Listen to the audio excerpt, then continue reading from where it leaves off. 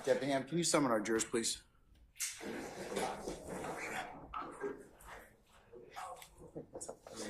All right.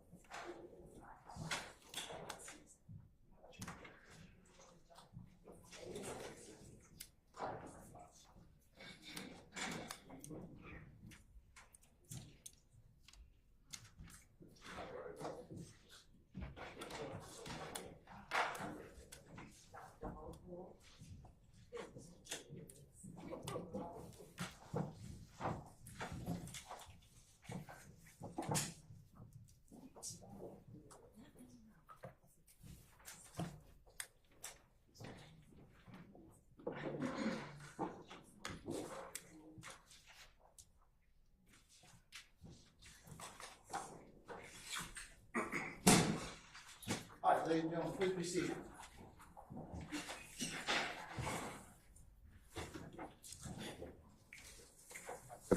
Deputy Ham, all jurors present, sir? Okay, all right. Ladies and gentlemen of the jury, good morning. Good morning. All right, we're going to continue with examination of our current witness. Madam, you're still under oath? Yes, sir. Okay.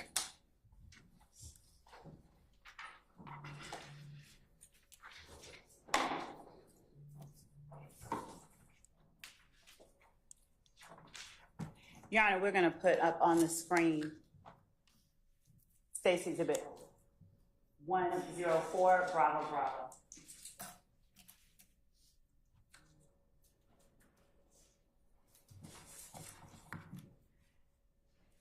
Detective Gaither, before we get into the next interview that you had with Walter Murphy, I wanted to ask you a couple of questions about the interview that you had with him on in July of 2015. If Mr. Kearns would give us sharing capabilities, we will have on the screen for you in just a moment parts of that video.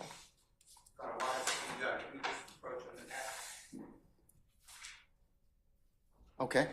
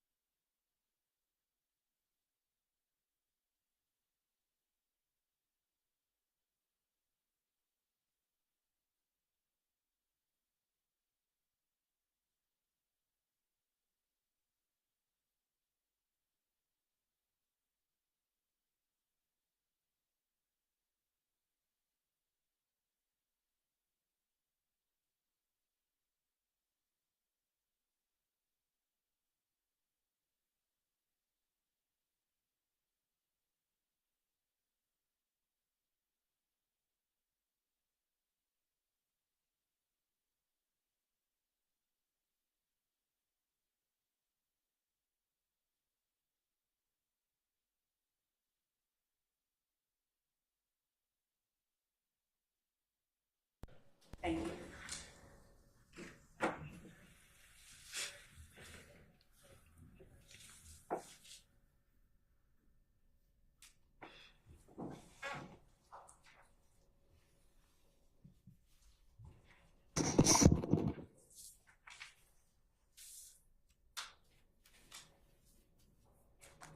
All right, ma'am, you may proceed.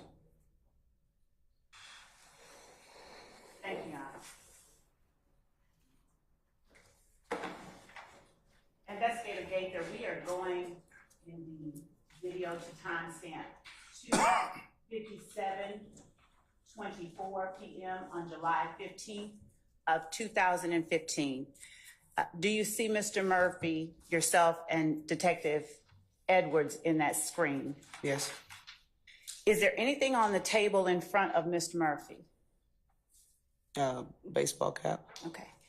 During the time that you spoke with Mr. Murphy, did he manipulate or play with that hat in any way? He did. And did you have an opportunity to see whether there was anything written on the hat? Yes. Would you tell the jury whether what is written on the hat is decipherable in the video as we look at it? Jurors can make that out, Your Honor. I object. Overruled, sir. No. Would you please tell the jury what it was that was written on the hat that Mr. Murphy came into the Atlanta Police Department headquarters wearing on July the 15th of 2015? It read "Free Roscoe" across the front. During the course of your interview, did you ask him about that hat? Yes. Did he tell you anything specifically about it? I don't believe he did. We kind of joked about it when it had been sitting there on the table, but I didn't pay attention to it. And when he was playing with it, he flipped it around, and that's when I read it.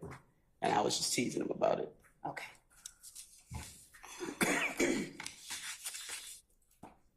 And did you know a person referencing themselves by the name Roscoe at the time that you spoke with Mr. Murphy on this date? Yes. And who was that person? Jimmy Winfrey. Okay.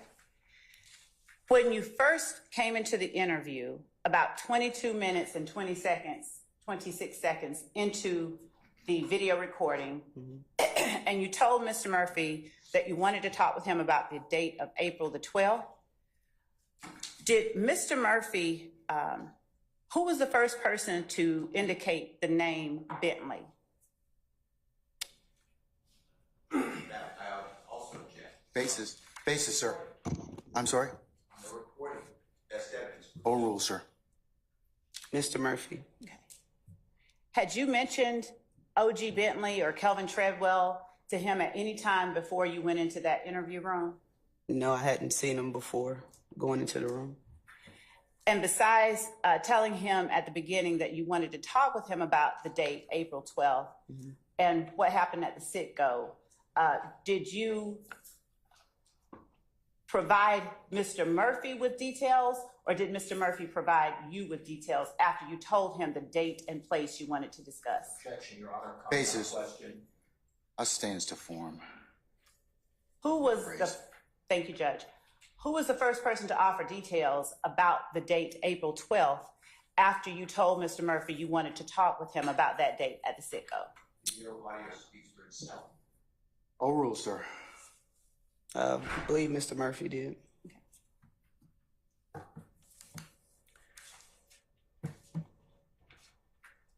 During the course of your interview with Mr. Murphy, did he talk about something called stain, to the best of your memory? Yes. Right.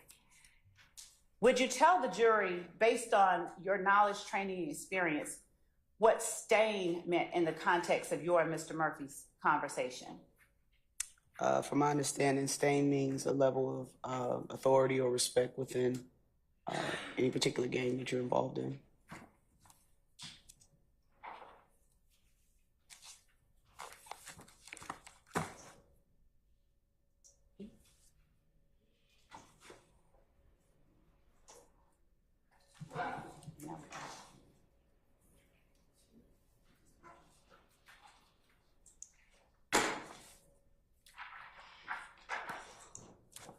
Did you also speak with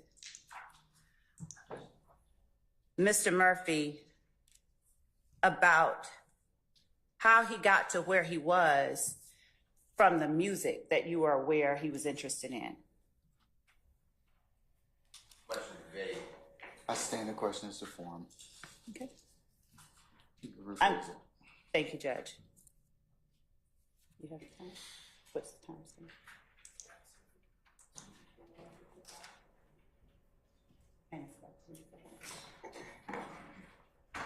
Your Honor, with the court's permission, I'm going to play a 10-second clip of the video at 2:51.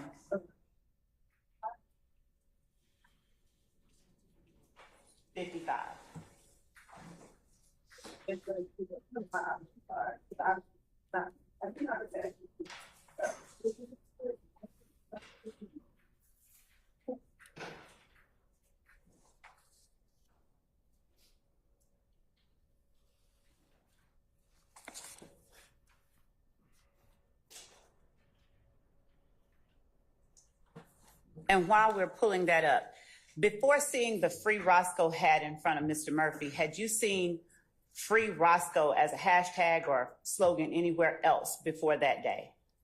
Yes. Where? On several, I'm sorry. On several what? Oh, I thought you were pausing me. On several members of YSL social media pages. They had it printed on T-shirts, hats, stickers throughout the city, posted on poles and buildings.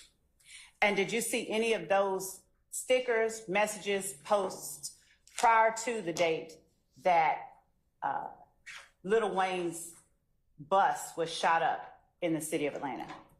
No.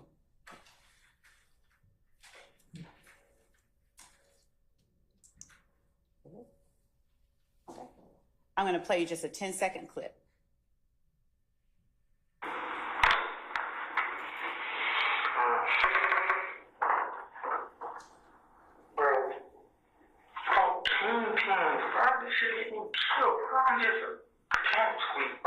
I understand the kid. I ain't shot nowhere. How did you get called up there with all that?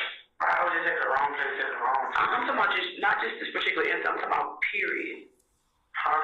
Period. How did y'all get caught up with that? I remember when Thug was rapping. He was a Red Cartel. You was a Real Cartel. Y'all would block and all of that.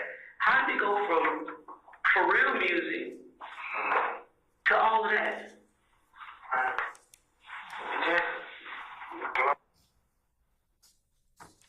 Did you hear yourself asking Mr. Murphy, how did it go from real music to all of that? Yes. Is the portion of the video where he explains, does it lack any degree of clarity? Does it lack any degree of clarity? Yes, when he begins to explain to you how it is that it went from real music to that. He was kind of mumbling, but I don't know if you guys can hear it, but in the interview, I can understand what he was saying. He was using a lot of hand motions and attempting not to say certain things, but I was clear in a lot of what he was. Hold on. Basis? Speculation. Overrule, sir. You may continue. I was clear in just a lot of the verbiage he was using and slang words that he used throughout the interview. I was following what he was saying. So what was it that he told you? How did it go from real music to that, as you put it? I can't recall, just based off of what I just listened to, or? Hold on, I'm going to let you hear the response that he gave. Okay.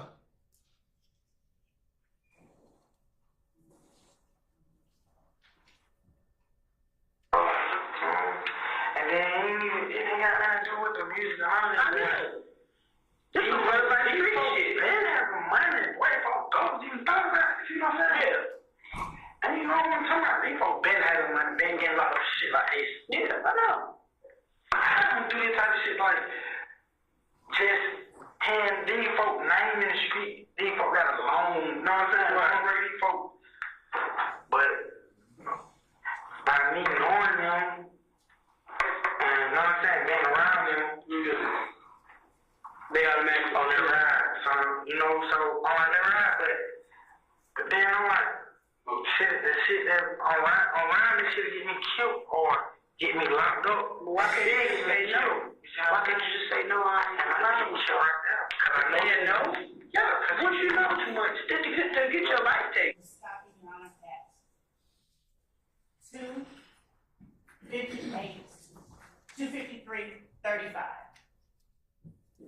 Were you able to hear his response? Yes. Did the portion of the video that we played just now for the jury, was his response, did it lack any degree of clarity, that portion? No, not to me during this interview. Through the video as we hear it, are you all talking over one another? We are. Sir. No. I object. Basis.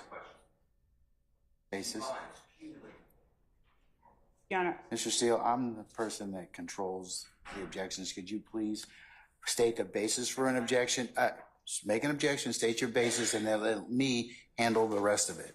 You need to move on is the objection. That's not the objection. I tell folks when to move on. You don't. Okay? So all I'm asking you to do is to state a basis. That's it. Okay. And then I'll rule. Okay? All right. But as for your objection, I'm going to overrule it. Mr. Sharp, what's your objection, sir? Huh?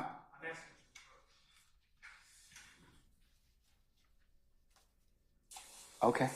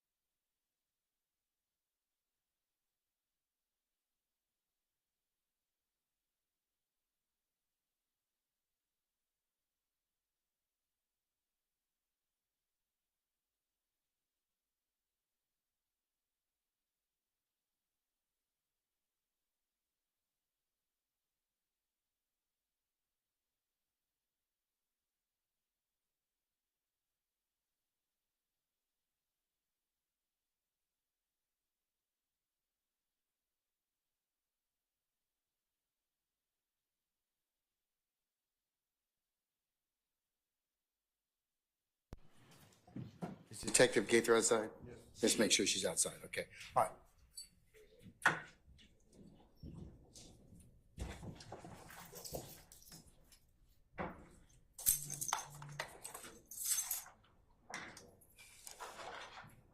All right, ladies and gentlemen, please be seated. Our jury has left us. Your Honor, might I have the court's permission to allow Detective Gaither to tell you what the answer, since that was a concern that was broached at the bench. Outside the presence of the jury, might I have the court's permission to have Detective Gaither tell the court and Mr. Sharp what her answer to that question is going to be. Okay, let me first give me the case law which says that she can explain this unaudible or this low audible or inaudible portion. Yes, Your Honor.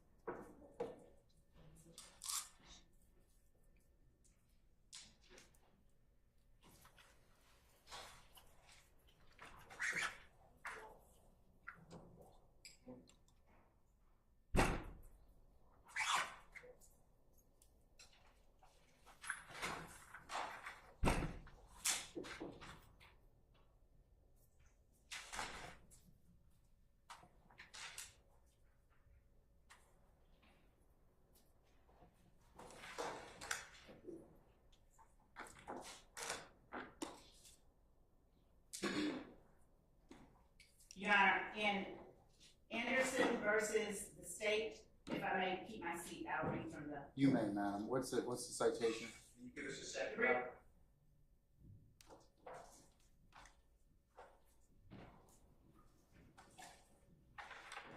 Let me have the citation, please.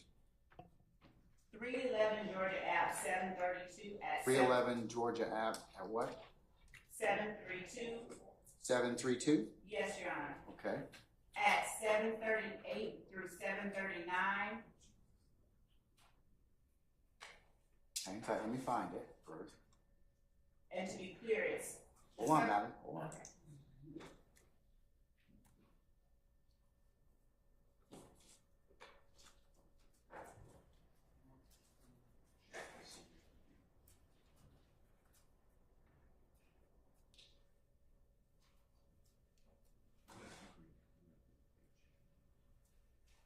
Okay, I found the case, and so we're in that opinion. And so, Your Honor, it's at Penn site 738 through 739.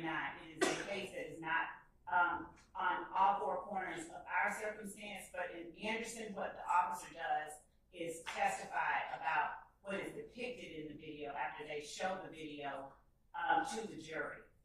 The argument from the appellant in Anderson was that by explaining what was in the video, what was seen in the video, the officer was improperly bolstering, but the Court of Appeals said that the officer testifying to his own observations regarding the video was not improper bolstering.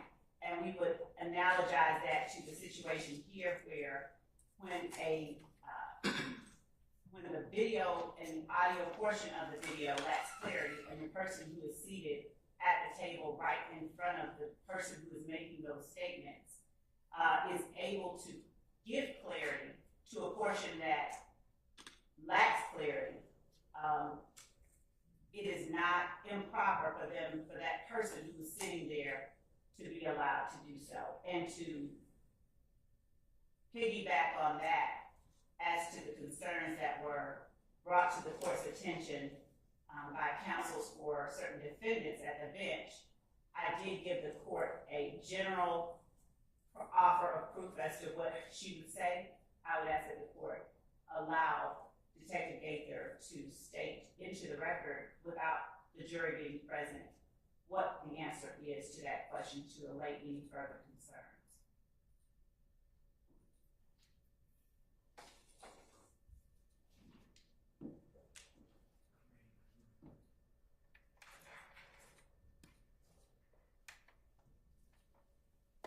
Can I step off the bench for just a second, please, counsel?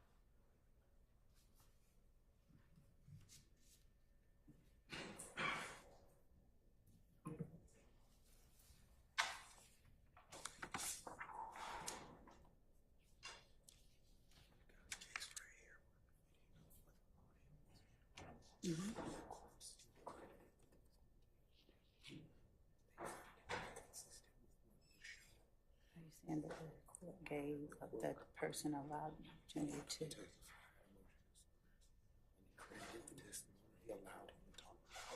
Give me the site. Can you write it down?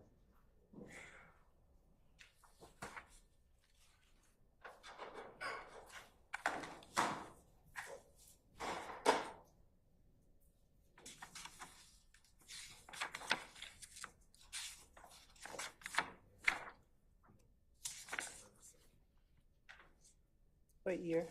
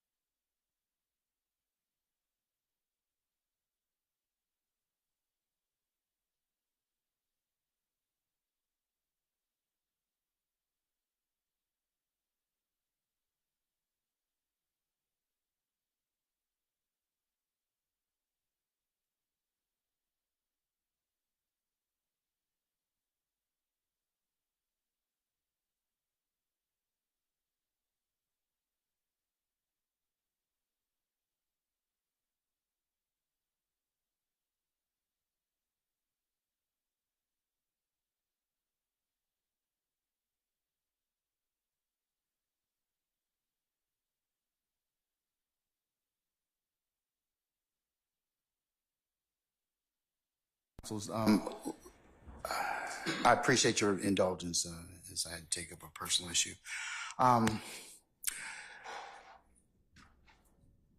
Let me hear from Detective Gaither, and let me see what she says, and then I'll be in a better position to give you my thoughts on my ruling. She's coming in now, Judge. Where's Mr. Steele? Okay, all right. I'll wait till he comes back.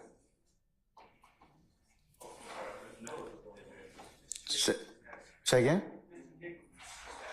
Hold on. Oh.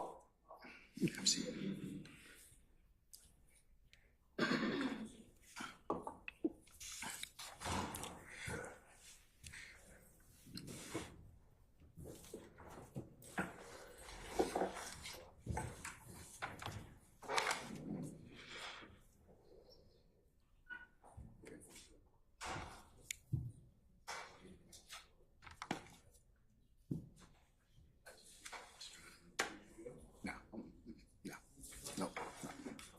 It's just the crisis of the moment.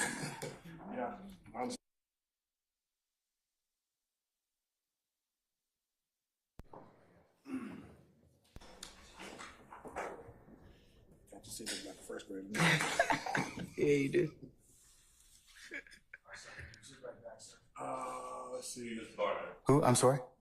Okay, can we, is he in the hallway? Okay, thank you very much, Mr. Adams.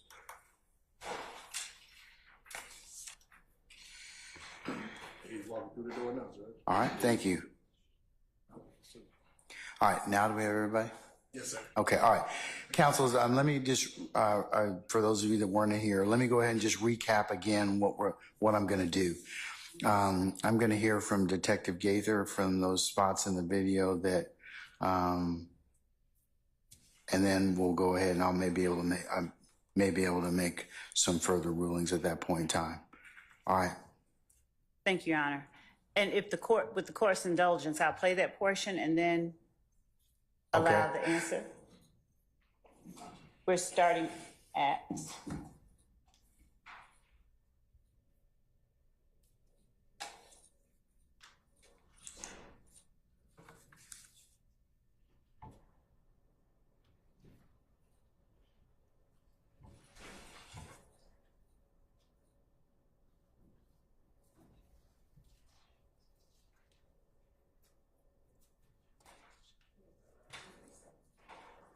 $257.24.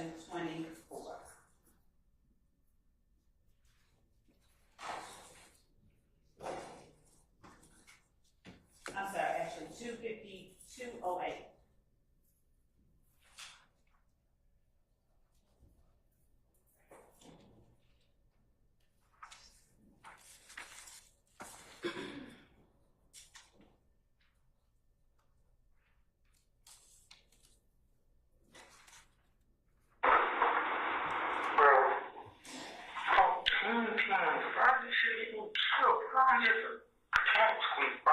I understand the kid. I ain't shot nowhere. How did you get called up there with all that?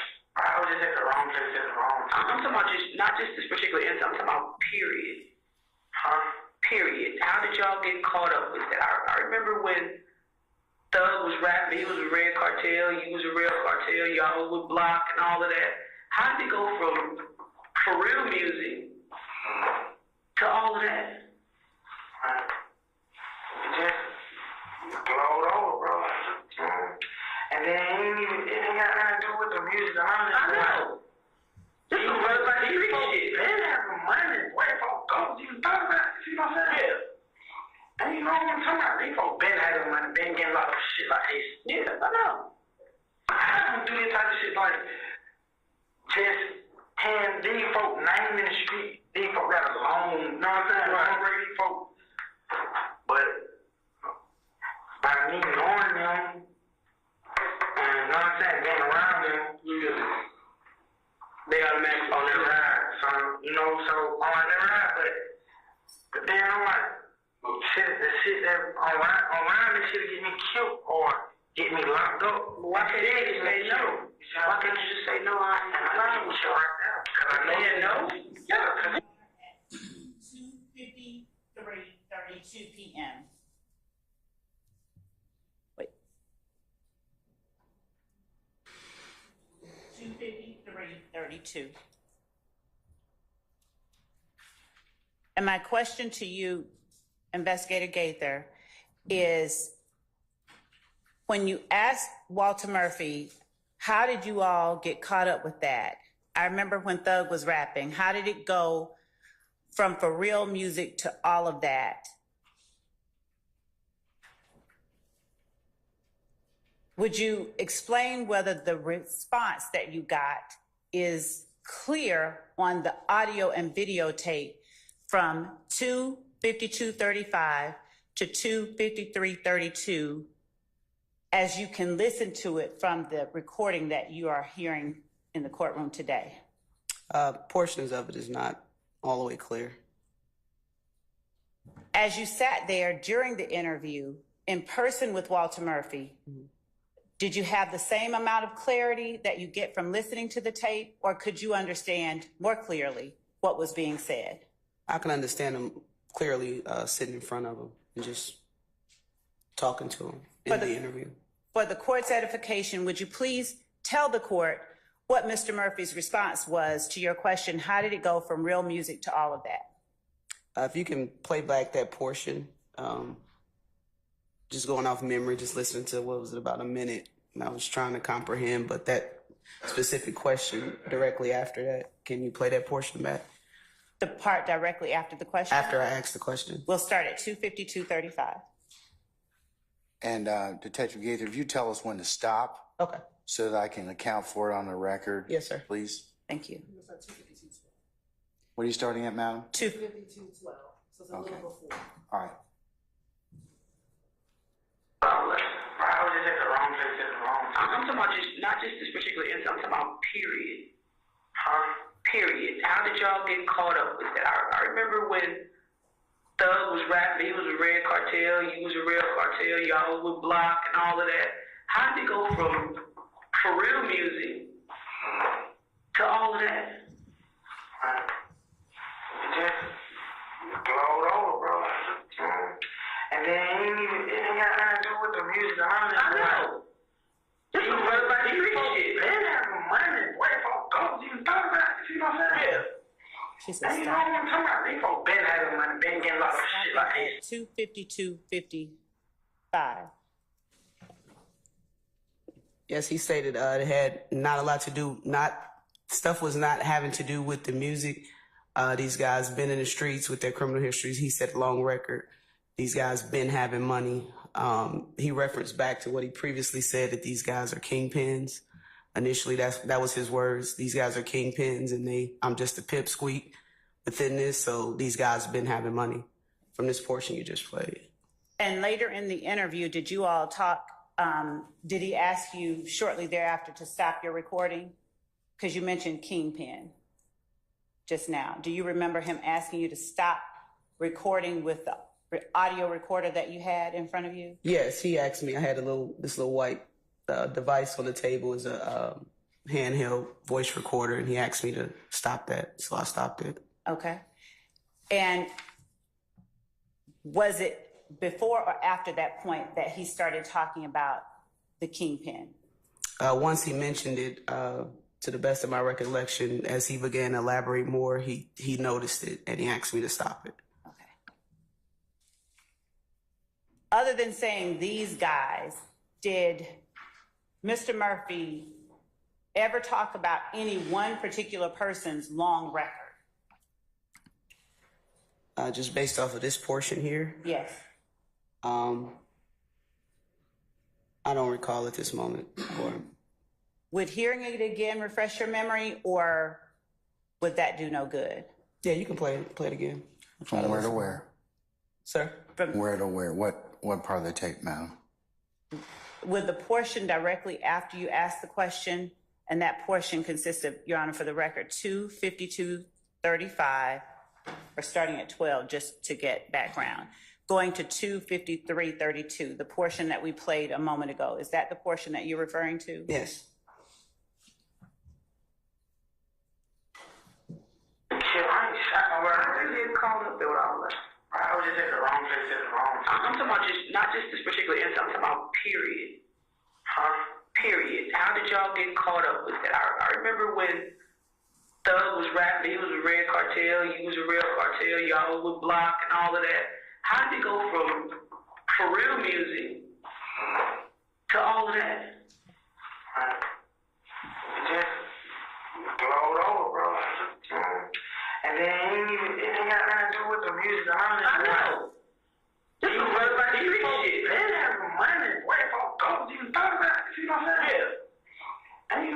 talking about these folks been having money, been getting locked up shit like this. Yeah, I know.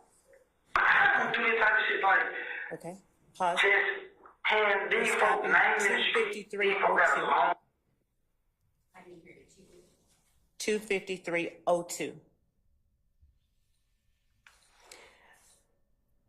During that portion, Investigator Gaither, did you hear Walter Murphy speak on any one particular person's long record, as he said? Yes. Whose? He said thug and them N-words.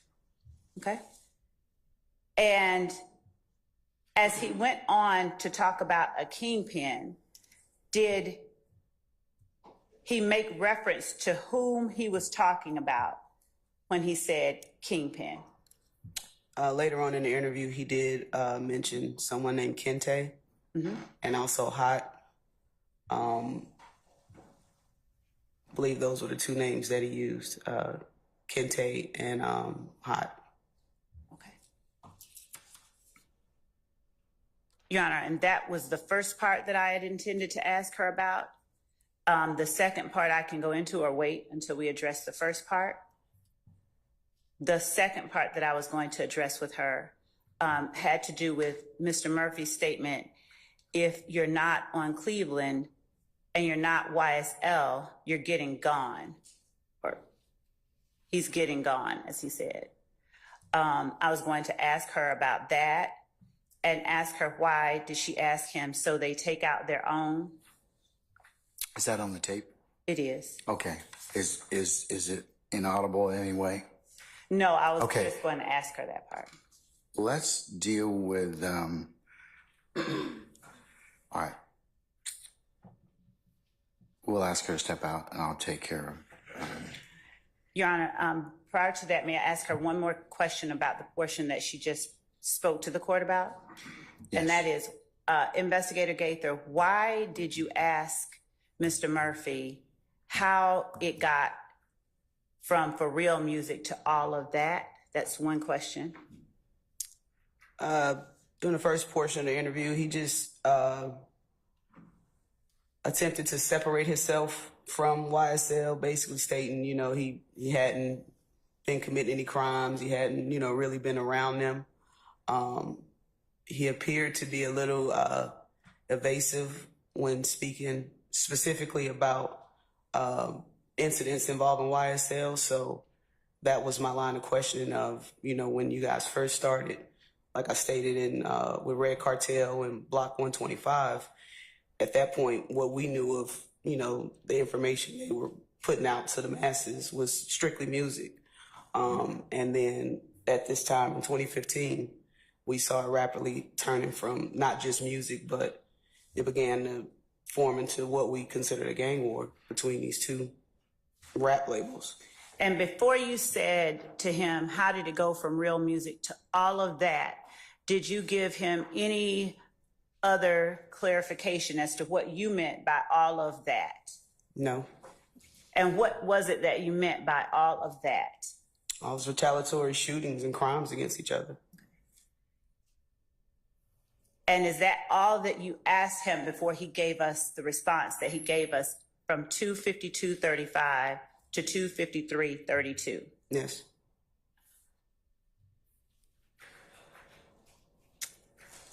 I think that's it for the questions that I have for the witness, Your Honor. All right, ma'am, you can step out, please.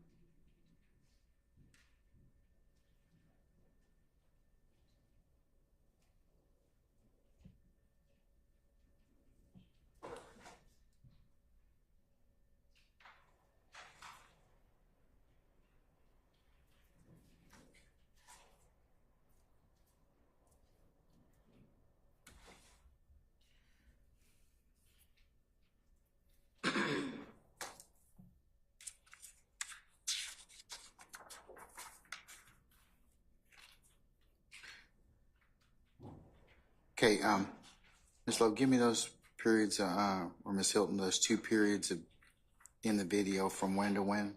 2:52:35 to 2:53:32 is the span of the interview where he gives the response that Investigator Gaither spoke about just now. All right. Okay. All right, Mr. Steele, start out with you. Okay. Thank you, sir.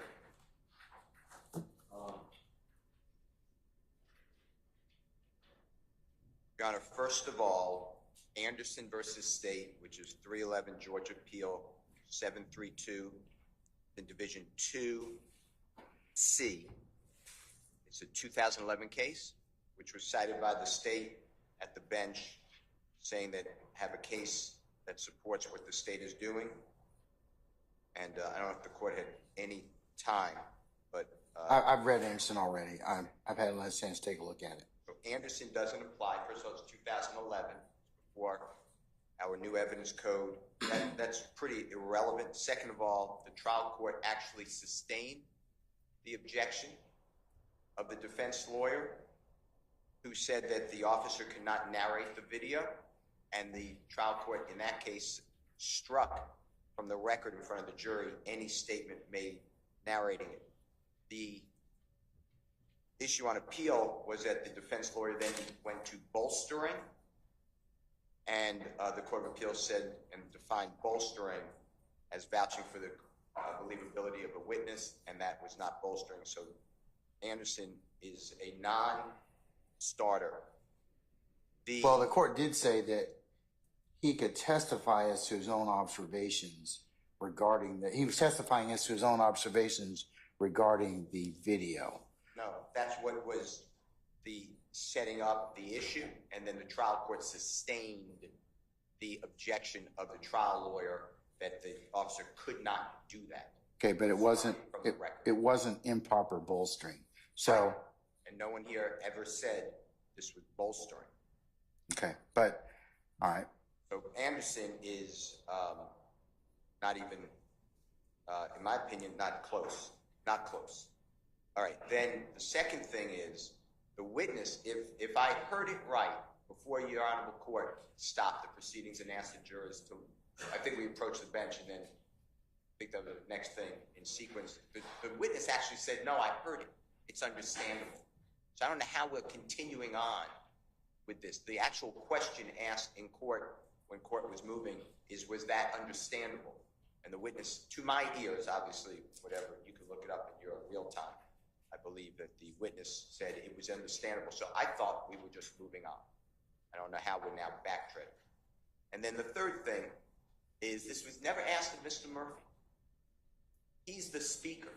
It doesn't matter what this witness believes was said. It matters what Mr. Murphy said and confront Mr. Murphy, and then it becomes a prior and consistent statement for this witness to say, no, that doesn't make sense if that was said, because here is the conversation in context. The state never asked Mr. Murphy, just like most of this recording, about that segment.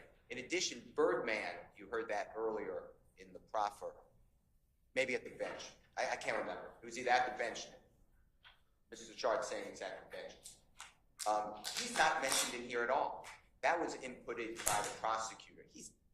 And that's Brian Williams. If you don't know who that is, it's a record producer, works with Rich Gang. You may remember the band or the group. Anyway, he's not mentioned at all except by the prosecutor's mouth. So to me, I am still maintaining my objections. I may not have been as articulate as I should have been. Move on to me is an objection under waste of time.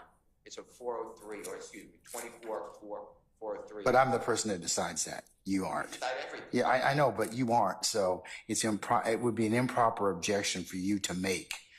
A move on objection. Okay, that's mine to make. Your rationale is correct, but saying it is not proper.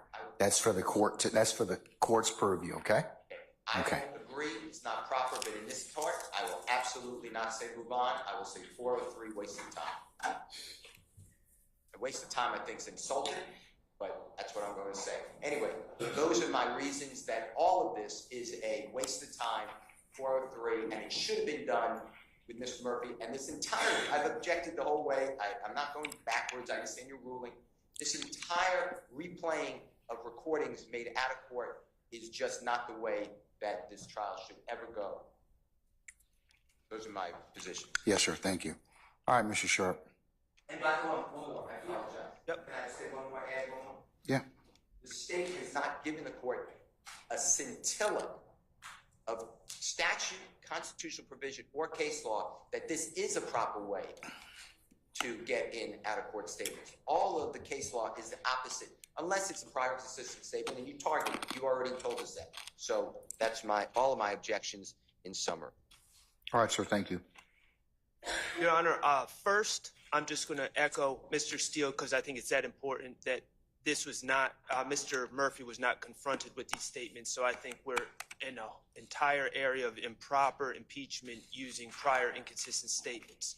But regarding this issue specifically, I would like us not to lose track of what the state said. The state said that they need to play this for Investigator Gaither because she was there and she has some specialized understanding about what was said. And what did we just watch? Like, let's just deal with reality for a second. She sat at the witness stand and the state played the tape 5 times and she couldn't really understand. She's not getting any information. She doesn't have any specialized knowledge from being there 8 years ago. What she's doing is she's listening to a tape and she's doing her best to figure out what Mr. Murphy was mumbling about. And the reality, Your Honor, is that's not her job to do that for the jurors. The jurors are, this tape is in evidence. The jurors are going to have the ability to hear this tape. They're going to have the ability to say, when they're deliberating, Your Honor, they're going to write a note, Your Honor, we're having trouble with this tape. Can we replay the tape?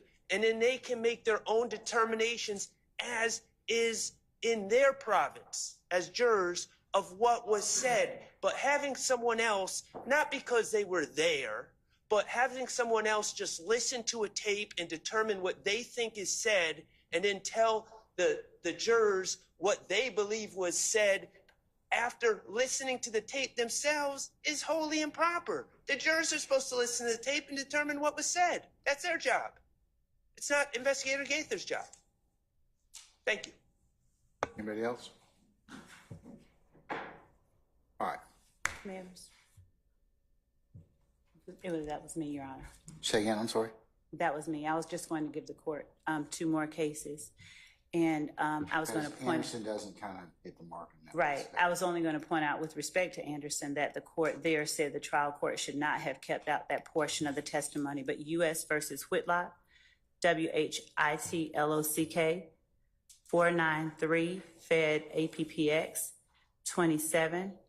And with respect to the new evidence code, as long as the new evidence code does not change the state of the law, looking at prior cases before the new evidence code that have not been overturned or changed in any way is still proper for the court to do. In this particular case, Whitlock, When was Whitlock decided? 2012, and I also have Ellis versus the state, 312 Georgia, 243. That was in 2021. What's the citation for Ellis? 312 Georgia, 243. All right, give me a second, please.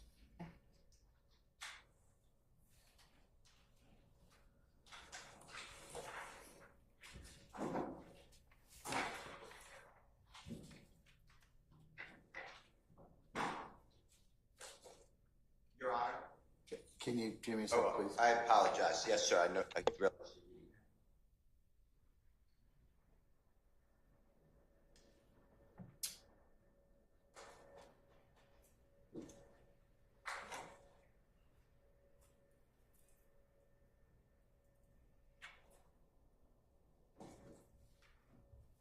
And that's in section 2 of Ellis that starts with the paragraph, Ellis also contends.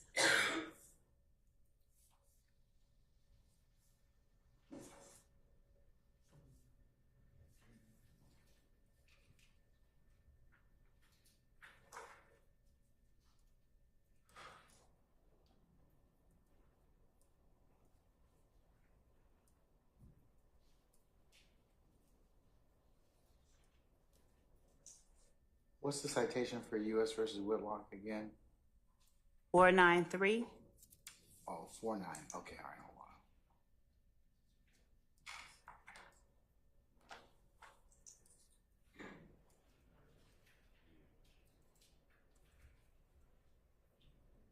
on. Said 493. Fed APPX 27.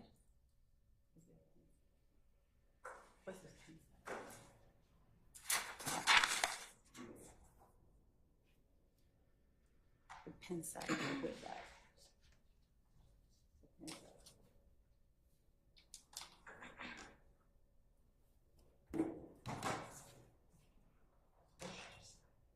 This one. Yes. The pen side. Oh.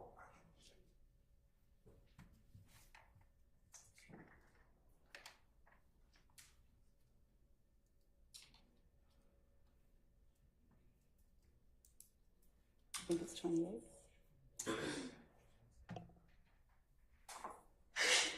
Bless you. Bless you.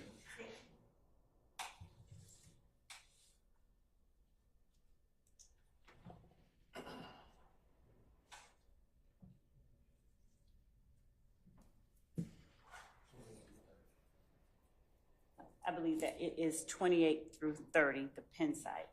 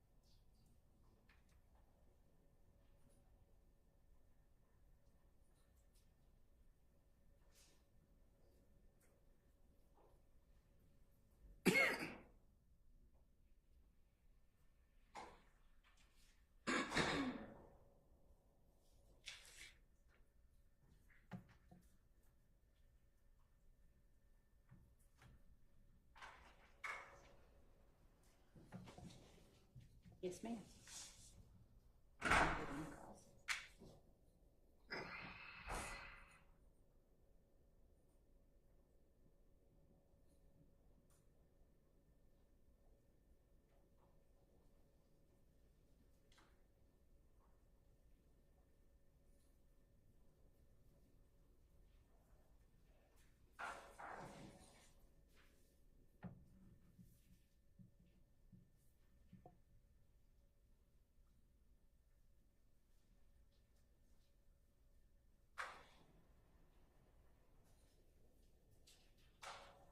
Okay, from reading this particular case, Ellis is very helpful to the court.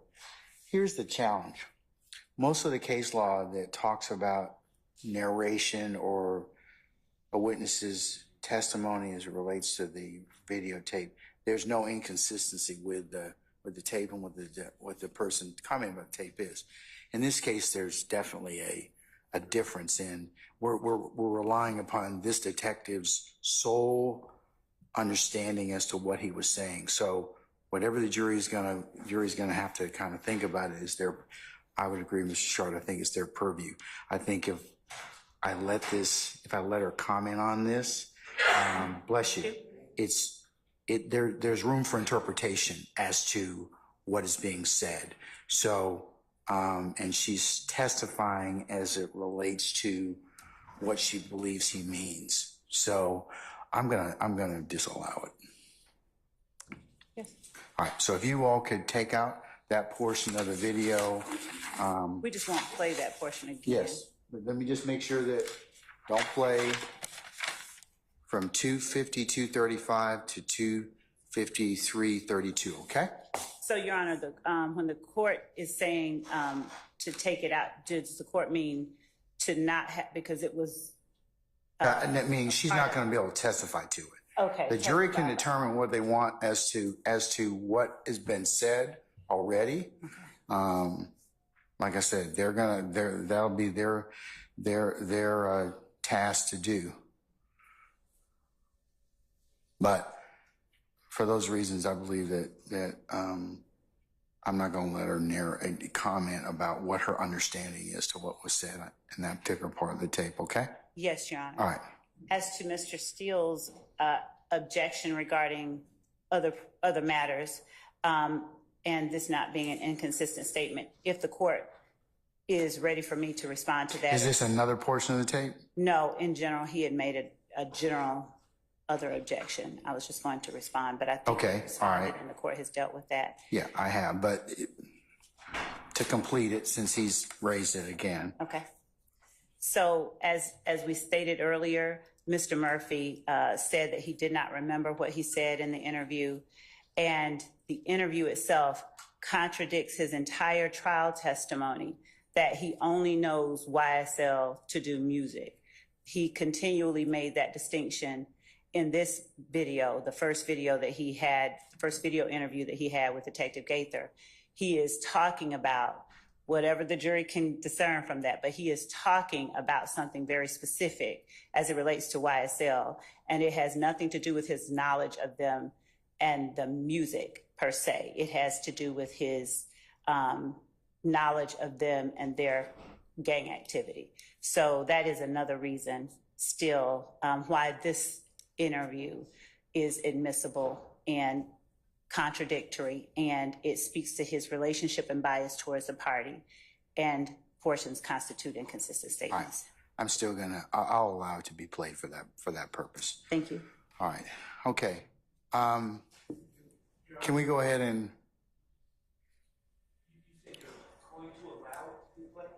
No. Yes, the portions that are like, I'm not going to allow what I just excluded, but the other portion. Okay? Yes. All right. Can we bring our detective back in, please? Actually, it's not okay. I said, really, but I still don't want to join in. No, I understand you have an objection to it. I'd like to continue. Okay. Okay. If I misspoke, All right. Bring our witness in, please. And Just ask the prosecutor, where in Whitlock does it say, and that's good, Anderson versus State, does it say that the court said the trial court should not have sustained that objection? I don't see that in that opinion like the prosecutor just said. It doesn't. Let's just move on from that, if we wouldn't mind, because I agree with that. Doesn't necessarily fit the bill, Mr. Steele. Ellis is more illustrative, and that's what I used for my ruling. Okay, in which I agree that should be excluded. I understand, but Okay. I'm trying to, I love cases. It's not in there that I can see, but if it is, And you're I'd like to know where. There's something that said to the court twice on this case. Neither one is accurate, but if I'm wrong, I don't want to say. I'm not relying on Whitlock. Okay, then. I'm relying on Ellis. Okay, and I thought it's Anderson. It's Anderson. I don't think this prosecutor said, Anderson said specifically that the trial court should not sustain that. Okay, why are we talking about Anderson? I'm not relying on that case at all. So you rely on the lawyers. No, I'm relying upon Ellis because Ellis talks to me about what is proper in terms of consideration of video and narration. I always thought that candor is critical. That's what I'm asking. Where's the candor? Can we talk about? Okay, all right. We're getting sidetracked on this. Okay, so You're a great court, and I appreciate that. I appreciate you. Okay, But we're not here with appellate advocacy, Mr. Steele. I understand where you're headed. I understand that you like to get granularity on that, but I don't need it for my purposes of my ruling in this case. We can talk about it offline if you'd like to do so, or you can invite Ms. Love's attention in regards to that, but I've already ruled upon it. I'm not relying upon Anderson. I'm relying upon Ellis. Okay? All right. Thank you, sir. And Your Honor, so that I stay in line with the court's ruling, we can play that portion. Just Detective Gaither cannot give her explanation of that portion. No, don't play it. It has nothing to do with anything at this point in time. No. When she asked him how to go from real music to all of that, that portion the court said earlier that we could play. She just couldn't give her interpretation. You've already covered that. That's the problem. That's the challenge. Why are you playing it again? Haven't you played that already? Hasn't the jury already heard that issue this morning already? We did not. Didn't you play that already? Let me get clarity.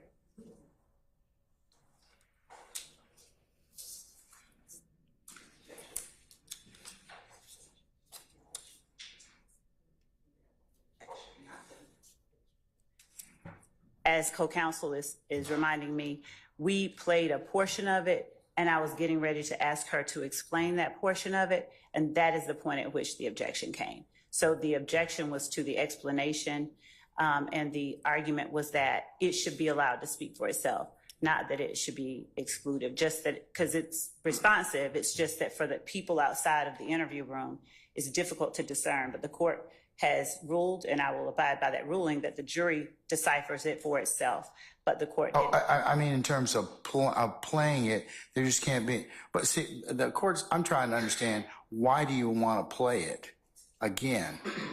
Hasn't it been played already?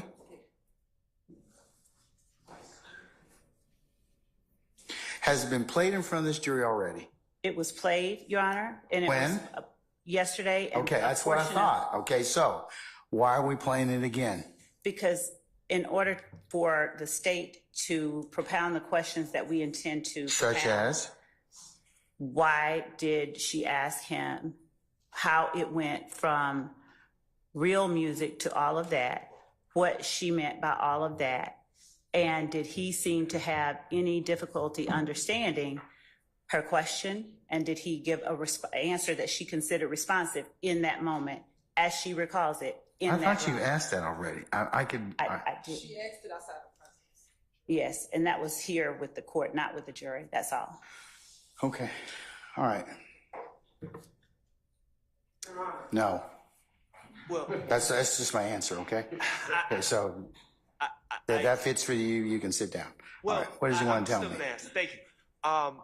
So we raised objections about playing the same video that was already played yesterday, today, under Rule 403, cumulative, places undue emphasis on the evidence, etc. Your Honor, I said I would consider it. you said you need to be judicious. That's what you said to the state, and now we're just playing the thing.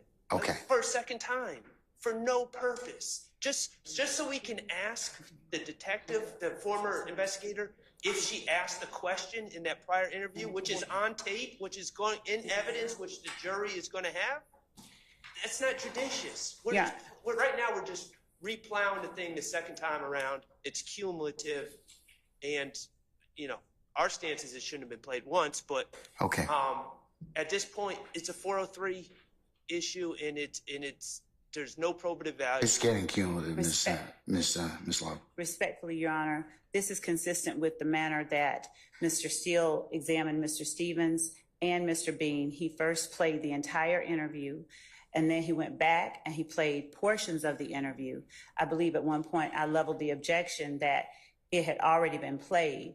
but Mr. Steele argued that he needed to ask about certain portions of it. And this method that we are employing here is in no way inconsistent with methods that Okay, have but been. it's becoming cumulative. That's the challenge at this point in time, is that they don't have the burden. You do. Right. I mean, and remember, they haven't put on their case in chief yet. They don't have to. Right. So you making correlations to him is not appropriate as of yet. Okay. Understood, Your Honor, but I'm glad that the court pointed out with our burden, we have to take advantage of the opportunity that we have to get as much clarity for the jury as we can. I understand that, but you've come to a point where I believe it will be cumulative. Yes, sir. And that is my whole point. I did it with the person who made the statement.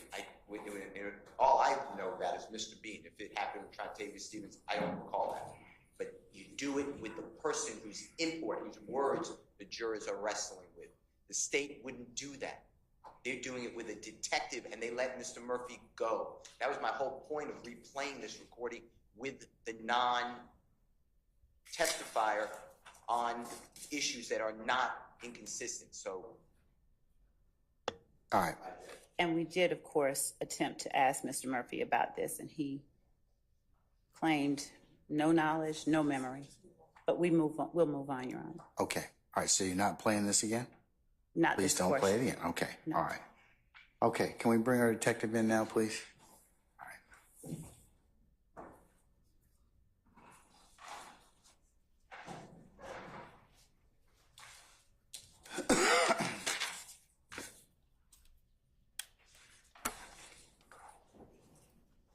All right, Sergeant Ingram, summon our jurors, please, sir.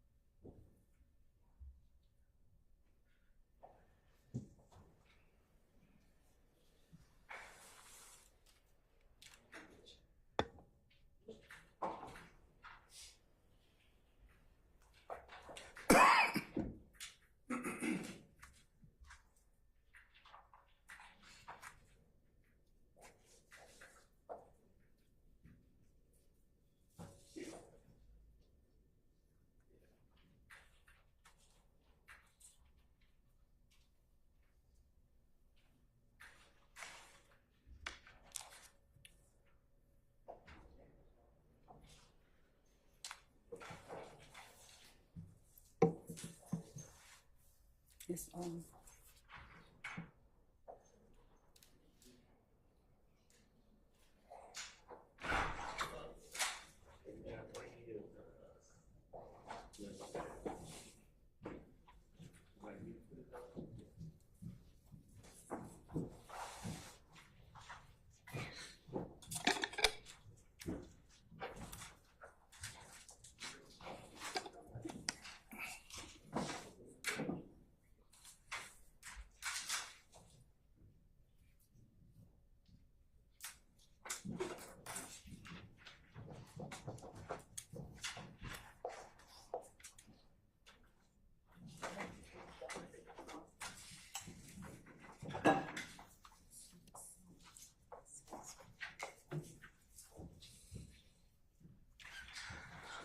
All right, ladies and gentlemen, please be seated. All right, thank you, Sergeant Ingram. All right, madam, you may continue. Thank you, Judge. Detective Gaither, after Mr. Murphy asked you to turn off your digital recorder that was on the desk in front of you, and you asked him, how did y'all get caught up with that? Did you have to explain who y'all was before Mr. Murphy continued to talk? No. Did he express any confusion as to who y'all was at any time before, after, during that bathroom break that he took? No.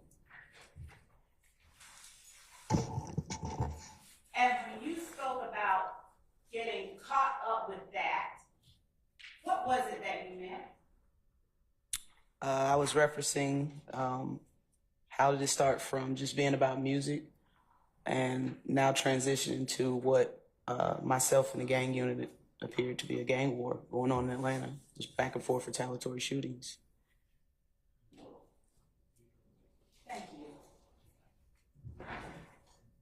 And who was the y'all that you referred to as you asked Mr. Murphy the question, how did y'all get caught up with that? I was speaking about YSL members and their associates. When you spoke with Mr. Murphy about remembering when Thug was rapping and was Red Cartel and Mr. Murphy was Red Cartel, and about y'all being with Block and all that, at any time before that moment, did you have to explain to Mr. Murphy who Red Cartel was or what Block was? No, I didn't. Did he ever express any confusion before or after you made that comment or asked that question as to who Red Cartel was and what you meant when you referenced him and Thug being Red Cartel? Video, audio is the evidence speaks for itself. 24-4-4. They are. I'll rule your objection, sir. You may answer it. No, I didn't have to explain. Okay.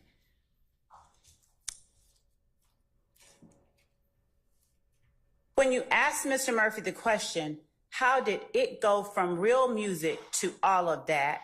Why did you ask him how it went from real music to all of that? I sustain the objection.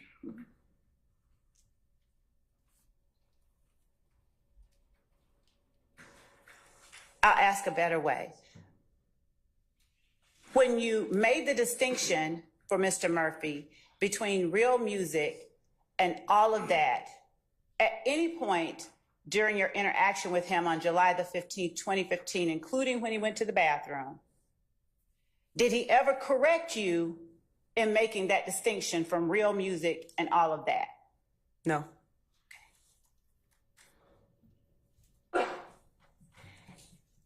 Same question as to real music and all of that. During any time during that interview on July 15th, 2015, whether when you went to the bathroom, out in the hallway, did he ever express any confusion about what you meant when you asked, how did it go from real music to all of that? 24-3, 4-403, and it played in evidence. I'm going to overrule the objection, sir. You may answer. Did he ever express any confusion outside that room, hallway, anywhere else about what you meant when you said, how did it go from real music to all of that? No. All right.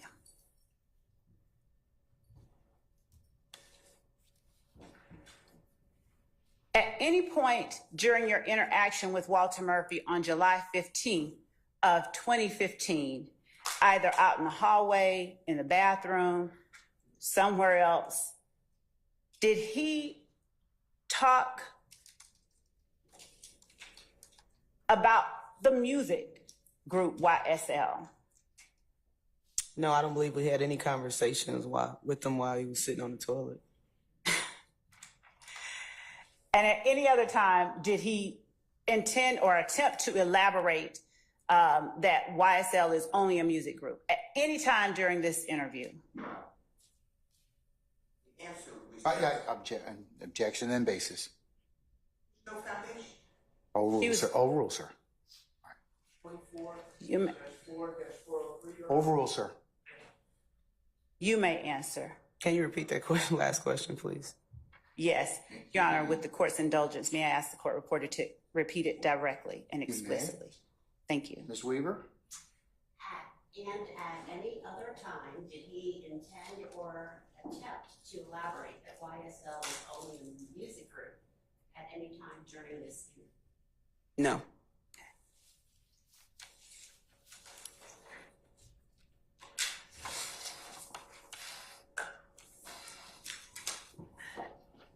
Was there a portion in the interview where Walter Murphy told you that if you're not on Cleveland and you're not YSL, you're getting gone? Yes, I believe. Your Honor, it speaks for itself. Your Honor. I'll rule the objection, sir. Yes. Okay. Did you have any trouble understanding what he meant by those words? Sorry, objection relevance.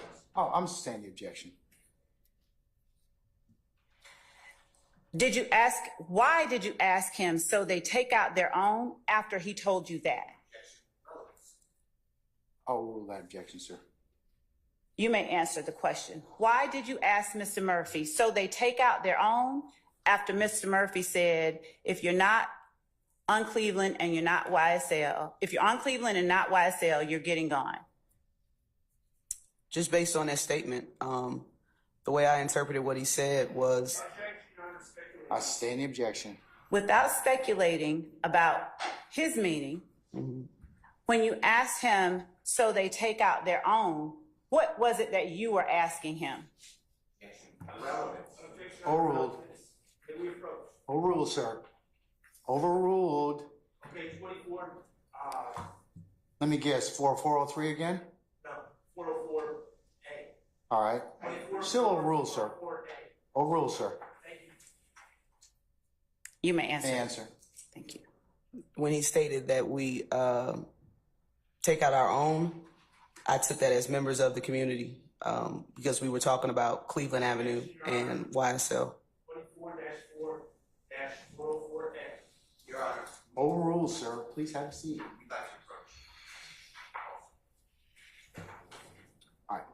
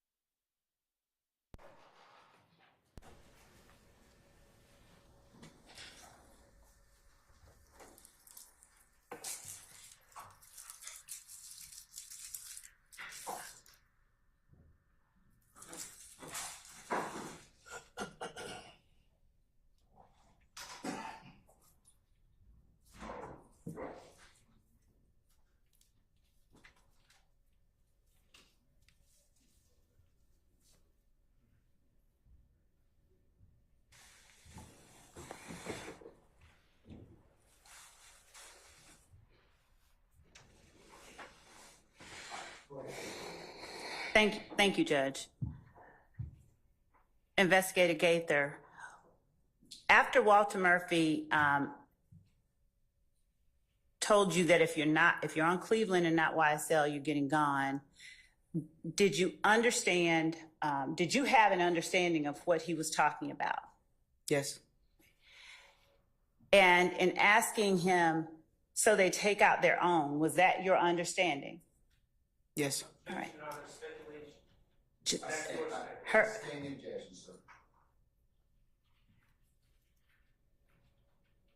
Did he say yes to that question, so they take out their own? I'm not 100% certain if he stated yes. Would showing you a written portion of the interview refresh your memory? I will object. Well, it's what you know.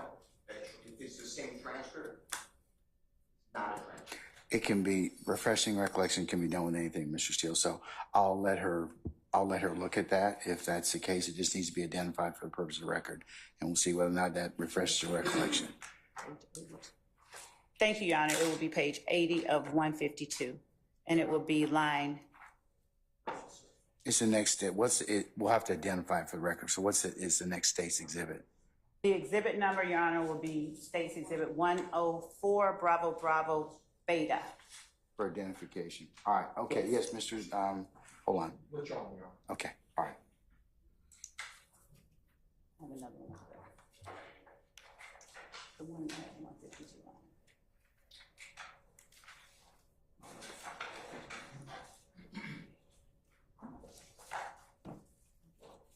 Thank you.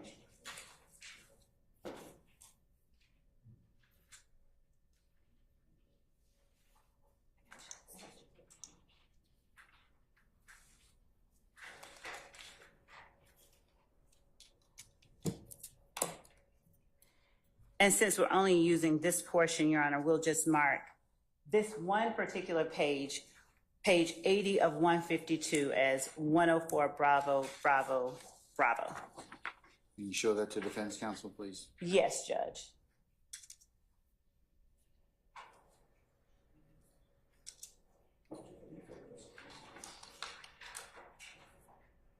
And we also provided a digital copy as well.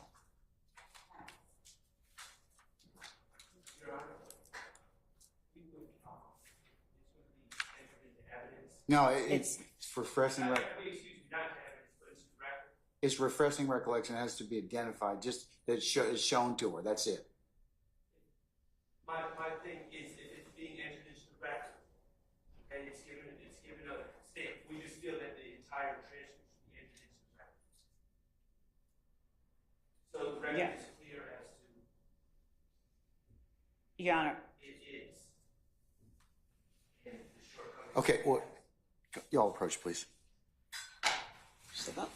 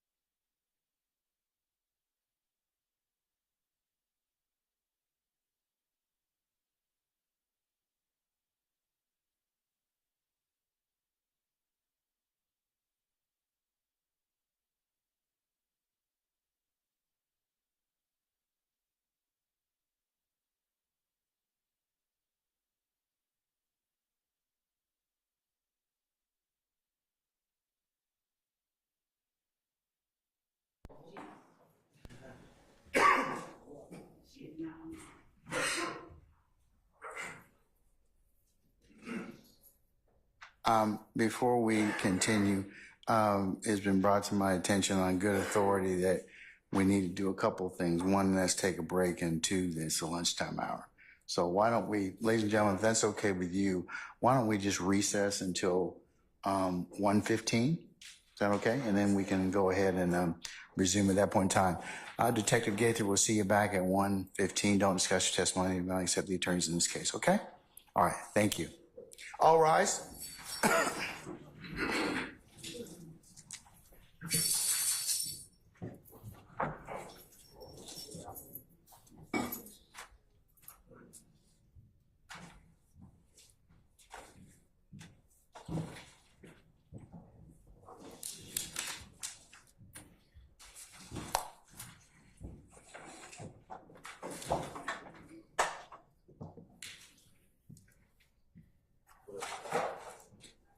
Okay, our jury's left us. We're in recess until 1:15. We'll see you then, okay? Thank you, Judge.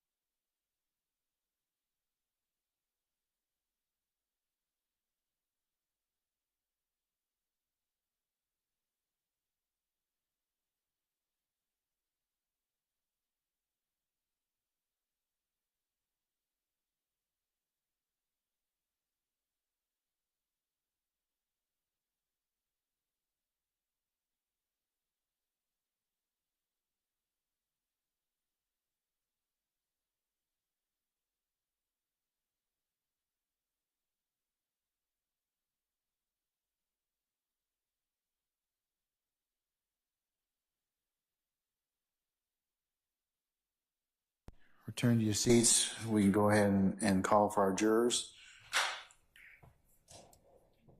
Can we get Detective Gaither to come back, please? She coming. Okay.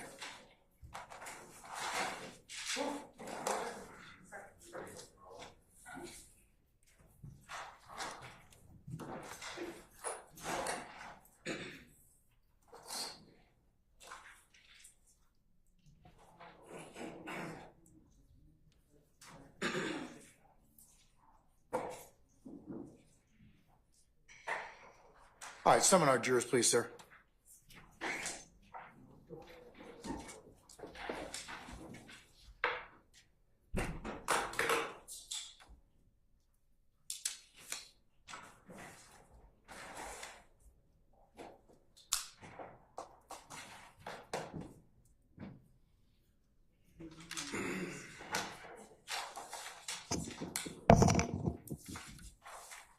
Can we buy you a good one?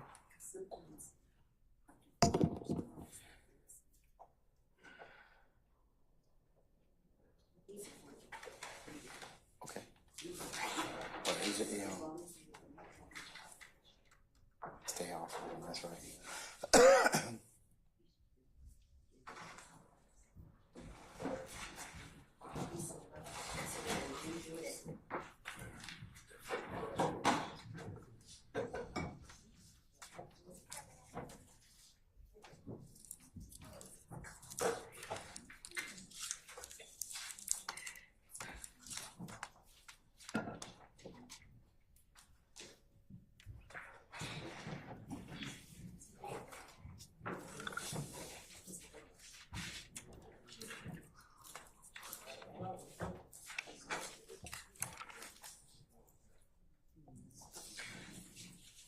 All right, ladies and gentlemen, please be seated.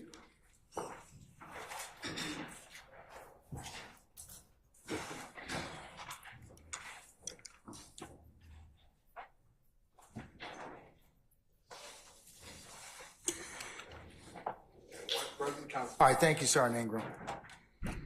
All right, we'll go ahead and continue.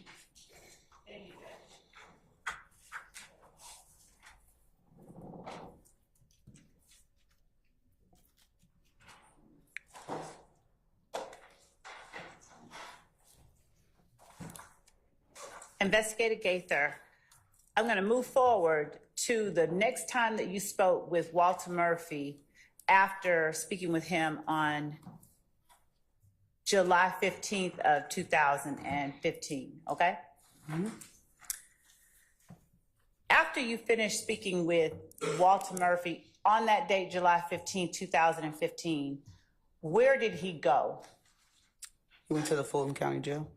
And is that also called Rice Street sometimes? Rice Street, yes. And was he booked in at the Fulton County Jail? He was. Do you recall the next time that you spoke with him after that? I believe it was mid-August. Did you ever visit him at the jail between July 15th, 2015 and August 18th, 2015? No. Between July 15th, 2015 and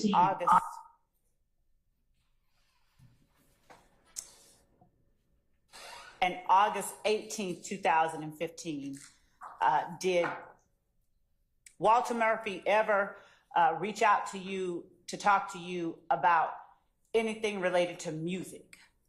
No. And on August the 18th, 2015, was that interaction you had with him initiated by you or by Walter Murphy? Walter Murphy. And who was it that reached out to you and told you that he wanted to talk to you? I'll sustain the objection. You can rephrase. I can, thank you. How did you come to speak with Walter Murphy on August the 18th of 2015? What circumstances led to that communication? His attorney, Jacoby Hudson, reached out to me and asked if he can set up an interview, a second interview with Walter Murphy.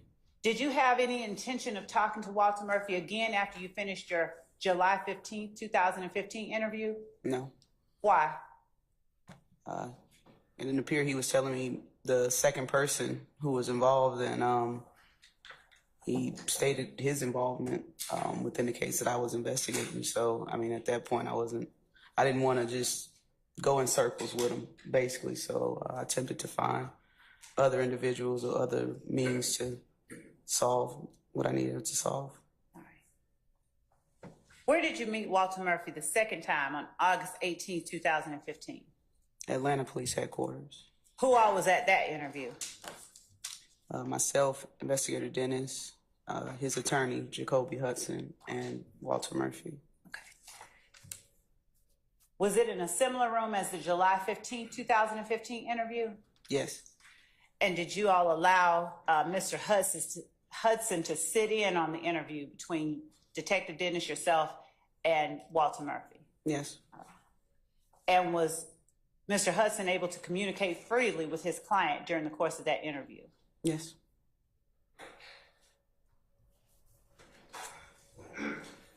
In the August 18, 2015 interview, did you all, either you or Detective Dennis or anybody on behalf of APD, promise Walter Murphy anything to get him to talk to you that time? No. Did you all threaten him in any way to get him to talk to you that time? No. Okay. Was that interview audio and video recorded? Yes, it was. All right.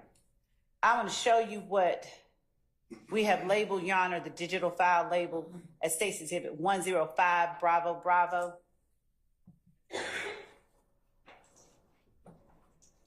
And we've provided a copy to counsel for the defendants. If either of them want to see what we're showing Detective Gaither, I can show that to them now. If not, I'll proceed with Ms. Hilton's laptop, since that's the one we'll be using to share.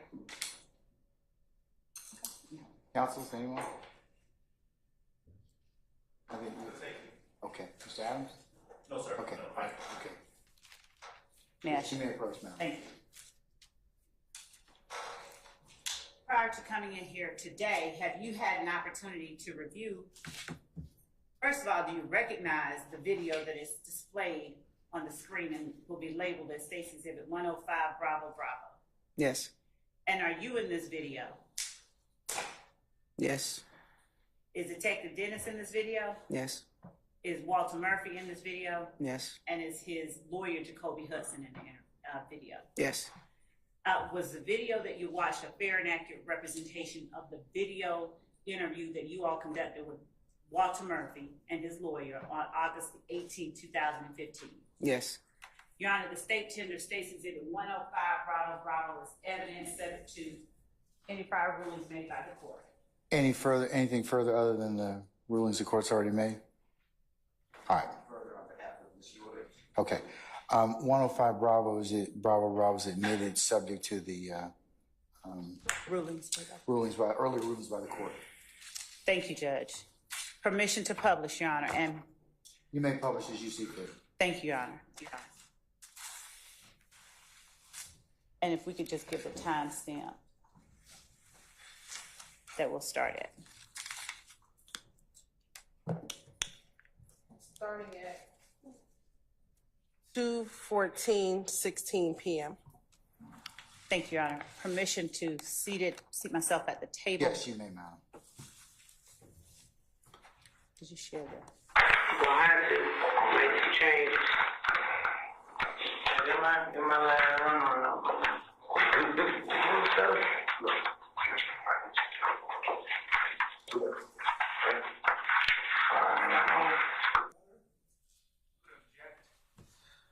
Basis, sir. Improper impeachment. Overrule, sir. fail. I don't believe just playing a video is in accordance with prior rules. I'm gonna overrule the objection, sir. Investigator Gaither, using the pointer behind you while the video is on the screen and stopped at 2:14:45 p.m., would you please point out who the persons in the room are for the jury? Yes, this is Walter Murphy here. Blue shirt, long sleeve white shirt. This is his attorney, Jacoby Hudson. This is Investigator Dennis, and this is myself. And just so that the record is clear, is Mr. Hudson wearing a long sleeve white shirt and a tie? With a necktie. Thank you. All right, you may take your seat. Your Honor, we are now resuming at 2:14:45. All right. Thank you. Full legal name, okay. I'm Walter Murphy. WALTERMURPHY. Birthday, 8/9/91. Are you under the influence of any drugs, alcohol, medication, anything like that? Okay. What's your last street address? 1678 Bad Pipe Place. What city is that? Conley, Georgia. Conley? Alright. What's the zip? You know? 30328, if I'm not mistaken, I think. Alright. Hey, this is your attorney, Mr. Jacoby Hudson, right? Yes, ma'am. Well, you reached out to us and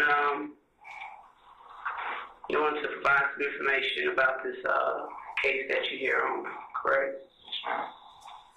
All right. I want to just once again advise you of your rights, just so you know what's going on. You have your attorney here. If you have any questions of him, anything like that, yeah, we can go back over it again. Just want to find a labor counsel. Your Honor, we're pausing at 2:16:13, and we would ask the court, there's audible noises that may interfere with hearing the video, if the court could allow more quiet in the courtroom so that the jury could hear what's going on. Where is it? Where is it coming from, madam? I can't tell. It's behind me, so I can't tell.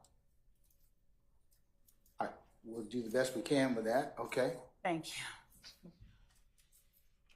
You got a right to remain silent. You know that any statement that you make can be used against you in a court of law. You know that you have the right to have your attorney present here with you while you're making any statements, and have him present with you while you are making a statement. You know that if you don't have enough money to employ an attorney, that one could be provided for you free of charge by the courts. That if you request an attorney, no questions will be asked you until your attorney is present, but your attorney, Mr. Hudson, is here. At this time, do you still want to speak with us with your right being in mind? All right. Has anyone promised you anything to come down here and make a statement? Okay. All right. The 8th date is August 18. Okay, we're speaking in reference to this case at 2110 Brownsmill Road. There's a shooting that occurred. Do you know this guy?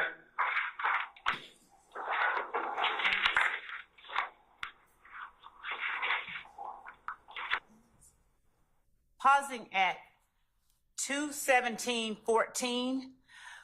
Detective Gaither, would you please tell the jury what it is that you just passed to Walter Murphy in this video at that time stamp? Just the driver's license photo of Dexter Montgomery. Thank you. Continue. I want to know that he looks familiar to you? Used to look familiar. Ms. Hudson, have you seen him? I have. That's not Photoshop. This is Harrison logo. I remember you told me that. And I've also told Mr. Murphy that too. Okay. Can you tell me what happened? How did you come involved with this case? At the time, before it occurred, I was at a guy who I looked up to, named Hacker. I spoke to about him the other time. I was at one of his spots off of home. You said his name was what? Hacker. You know his real name? Rocky. Is this the same person you're speaking about? Yes, ma'am. Okay. But I was at his spot. At 2:18:19, what picture or what did you place before Mr. Murphy? A photograph of Rodney Allison, aka Hot. And did he identify or recognize Mr. Allison? Yes, that's Thank how. you. Continuing at 2:18:19, Your Honor. We were sitting there. It was me, the guy named Nard. My little homie's father had pulled up. He had a new stolen car. So a new stolen car? Like an up-to-date car. It was stolen though.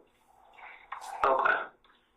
He had, I forget what kind. I think it was the new Taurus. A new Taurus? You know, like with a police car? Mm-hmm. He had one of them. So we were gonna get it sold. We were gonna get it chopped. But he pulled up. Make a long story short, we were talking. And then all of a sudden, Nard come out of that room. You know what I'm saying? Saying, let's ride. We got something to handle. He handed me the chopper. We got in the white, what's it called?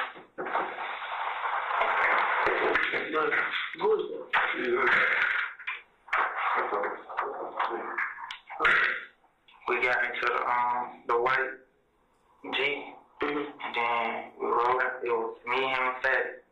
And then we rode. Where were you seated? I was in the passenger seat. Up front? Yes, ma'am. Up front passenger seat. And we rode down. We went to the Citgo gas station. And we pulled up. But while we was on the way there, he was on the phone saying, we on wait. Who was he speaking with? Well, I guess he was speaking with Bentley. I'm not sure. So Nard was on the phone with somebody you assumed to be Bentley. Okay. What exactly did he say? Like, did he say why we need to go up there, or? He didn't say why. He just handed me a gun, so I assumed that something was going down. You know what I'm saying? I really thought, to be honest, we were going to have somebody hit a lick for some money or something. Okay. But when we got there, I seen Bentley standing out in front of the store. You know what I'm saying? We pulled up to the pump.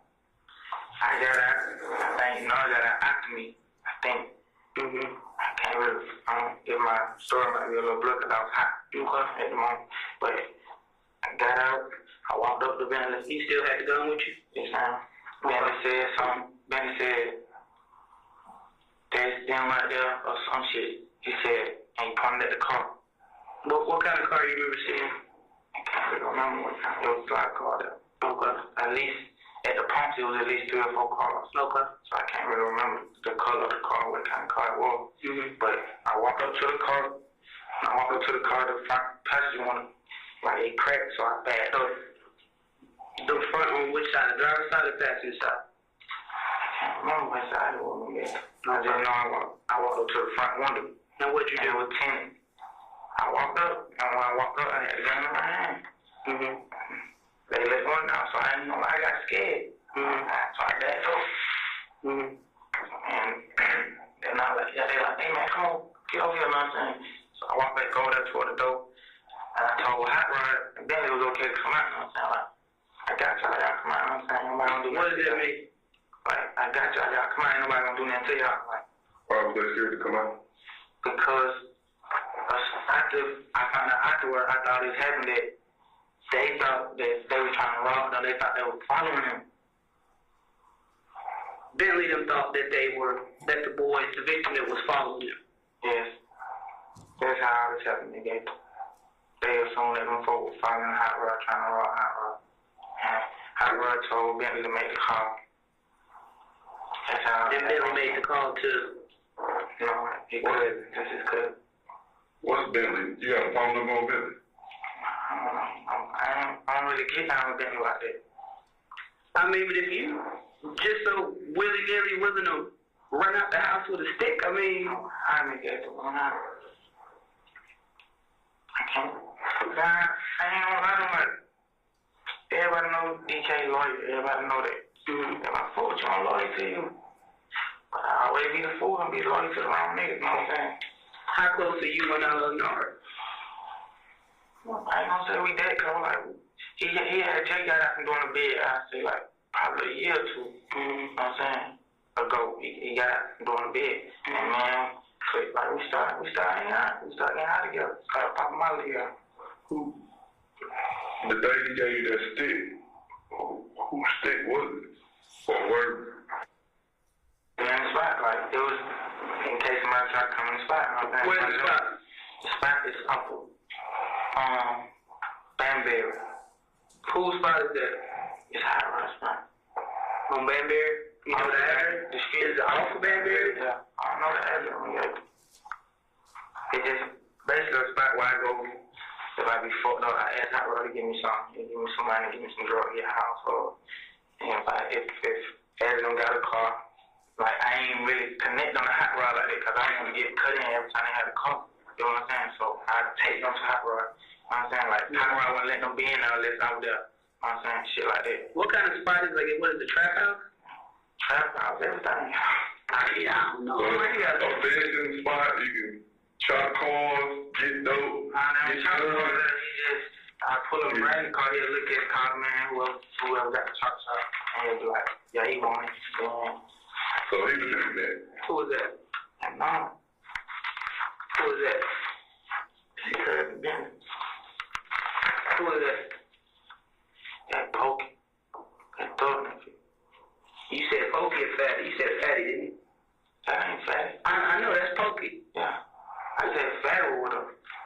Initially, you said Pokey. I'm talking about last time. Last interview, you told me Pokey.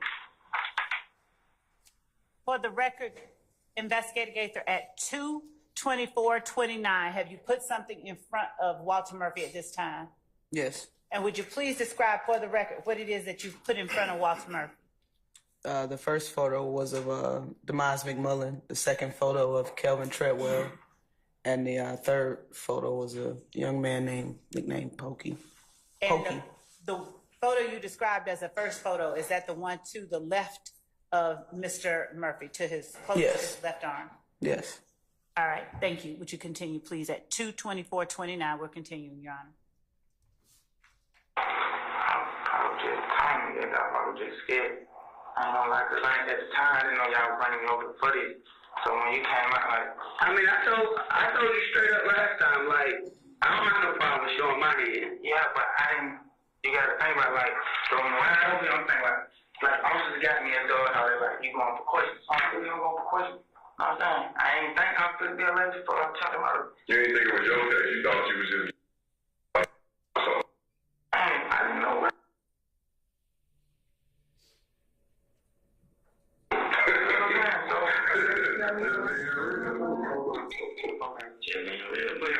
Now look, who all was in the car with you? It was me. What's Fatty real name? I don't know his real name. That's Pokey Pond. How well do you know Fatty? I mean, I'm through Pokey. He said in the... At 2:25:29, who all on this date did Walter Murphy say was in the car with him? Himself, Nard, and Fatty. Go ahead. Starting back at 2:25:29. What's it called? King Smith? Yeah, he stayed in the complex called King Smith. My mom stayed out there. But at the time, he was in a little clique, a gang called Slum. You know what I'm saying? Mm-hmm. Who was that right there?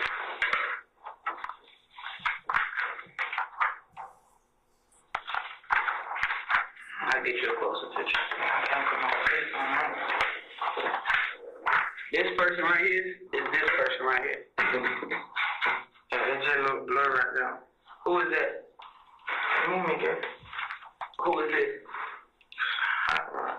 And who is this? I don't know who that is. Right here. He was at the store too. Yeah, he was. I don't know him though. I don't know that guy. Who was that? That's Danny. So he called Nord for hot rod, is what you say? Yeah, when we got that to the that's Nord. When we got that to the spot, I think I had Ben. I was like, what the hell? He was like, nigga following him, you know what I'm saying? They said the nigga was following him for a minute. But answer this question, right? This is the part that make it fucked up. What if that was him following? What if he just had to be?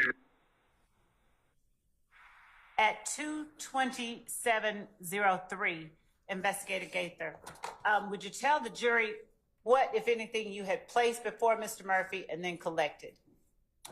Still shots from the surveillance video from the sit-go. And for the record, incident. what? I'm sorry. From the night of the incident. Bless you. Bless you, y'all. And was Mr. Murphy able to identify persons in those still shots, for the record? Yes, the majority of the persons. Thank you. You may continue. We're starting back at 2:27:03, Your Honor. And then they called you. That's what happened. That's basically what happened. You following too long and too close. But that's fucked up. You can't just pop at people because they follow you so close. Road rage with an AR-15? What if this man got half? We're pausing from 2:27:24 to 2:27:44.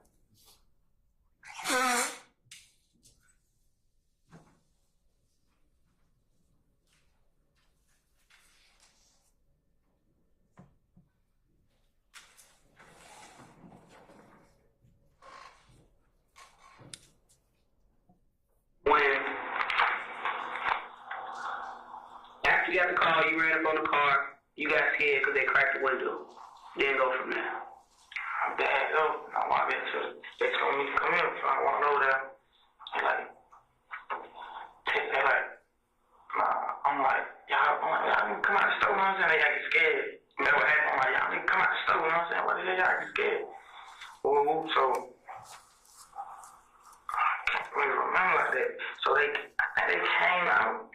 Another money guy made them come out the store. You know what I'm saying? Eventually they came out though. Okay. And then I want to say they pulled off first. The victims pulled off first. And then they went down Jungle Road. Wait a minute, I'm gonna slow you up right there because I watched the video several times and it wasn't just like they pulled off. When they saw you running back up to the car, you had a stick in your head and you was running towards their car and that's when they pulled out. Do you remember doing that? I do remember doing that. So I'm saying, like, don't leave nothing out. I'm not trying, don't think I'm trying to put Aaron in a book or not. Okay. I was having a and I don't really have a good memory like that, to be honest. I only graduated this time grade. My mom got paperwork where I can't return information like that. Okay. You know what I'm saying? So I ain't trying to play you or nothing like that. I'm telling you the 400 too. You right, I did run back up on the car. Why did you do that? I think because they were scared to come out the store. I'm like, y'all need to come out the store, you know what I'm saying? Why didn't you shoot then? I can't really say why. Because looking at the video, you ran up on it, you was finna hit him.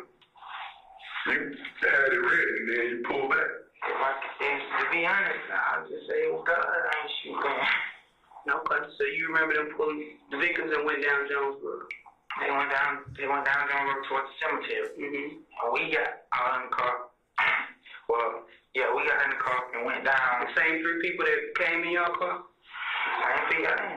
Now, hold on. What were you sitting when you got back in the car? When I got back in the car, I was in the passenger side the same way I came. Who was driving? No, I was driving.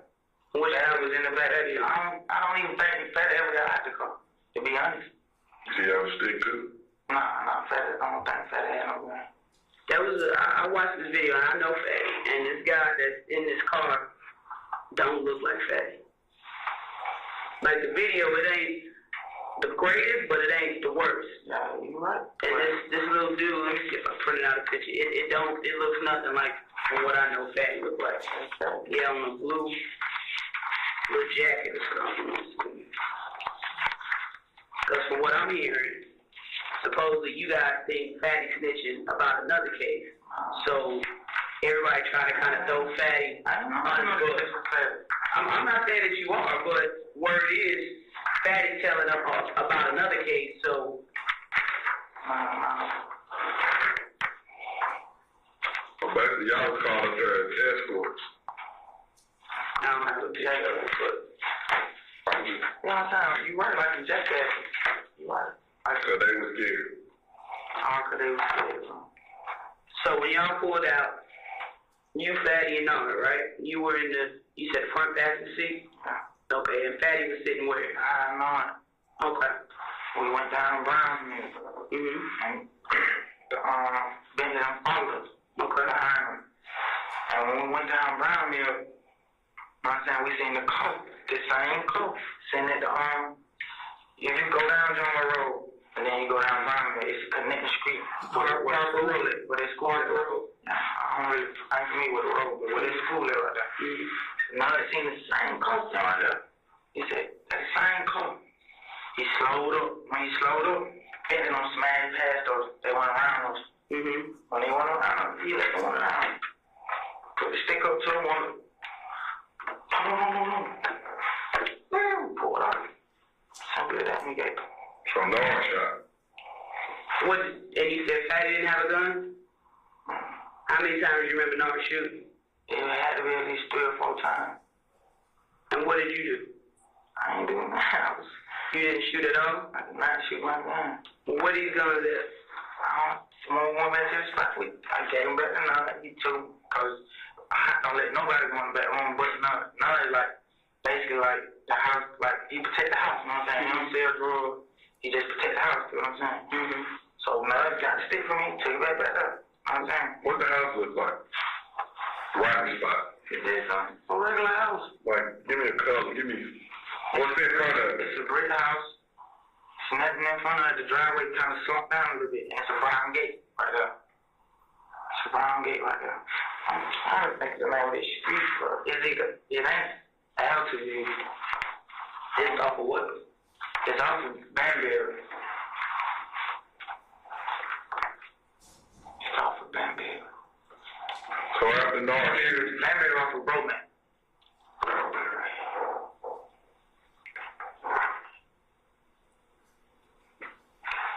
Street, man. I'm trying to pull up a map. How many times you been over there? Why? Probably 2 times a week when I was, but not recently though. Not recently. Cause when the shit happened, Thug got mad at me, you know what I'm saying? Thug got mad at you? Yeah, when he found out that I was fucking with none like that, you know what I'm saying? Fucking with hot rod like that, and doing stupid shit. So he told me to lay low. So I went to lay low. Why was he mad at you? Cause, like, I look at, like, to be honest with Thug, like my big brother, you know what I'm saying? Something like my big brother, or my brother. Not my big brother, but my brother, cause we the same age, but I look like, I did so much shit for him to the point where I ain't have to do nothing else, you know what I'm saying? In the past.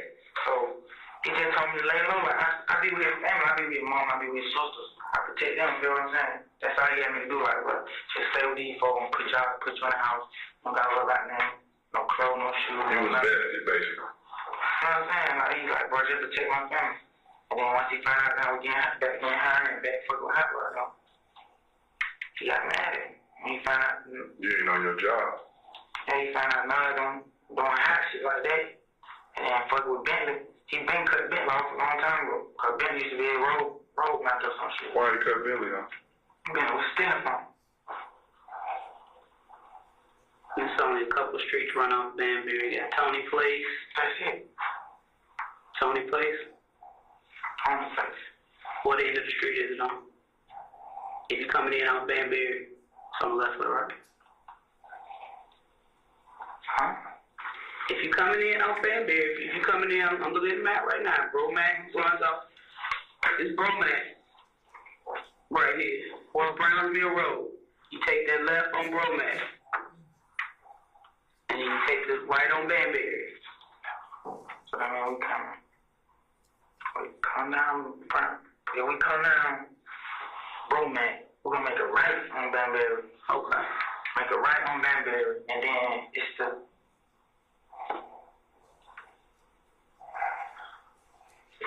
No.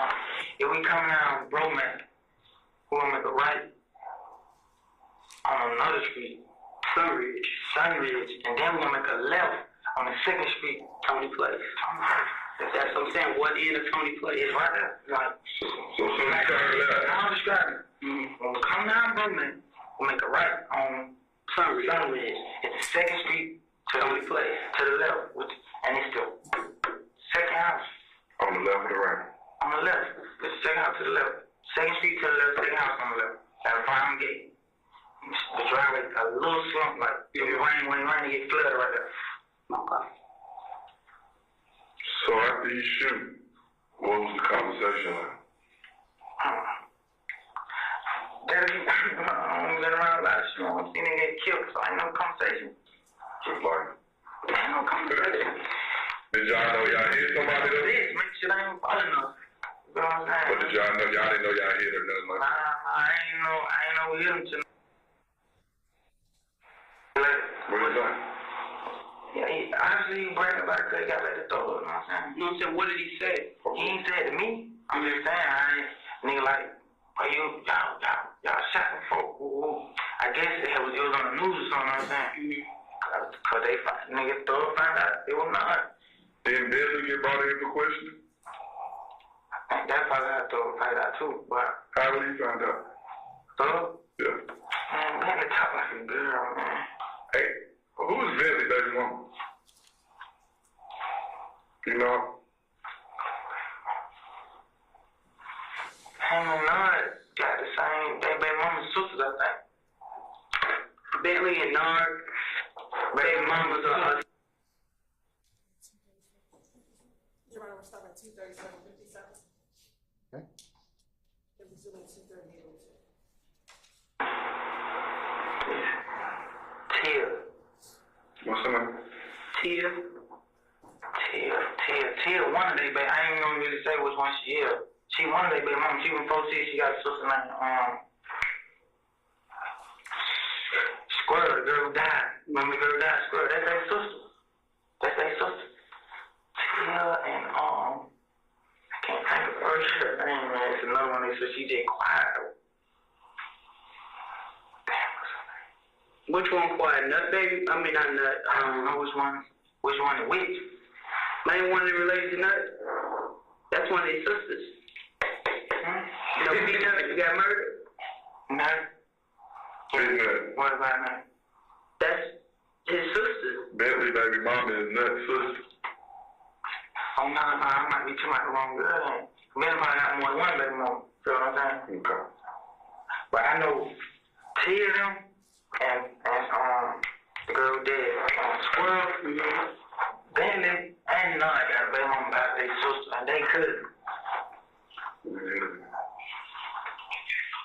Okay, I'm getting a little confused. I'm sorry, because I didn't.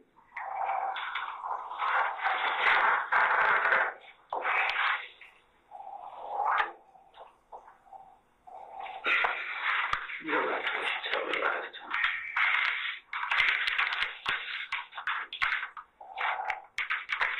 I'm just getting a little, I don't want to get off track.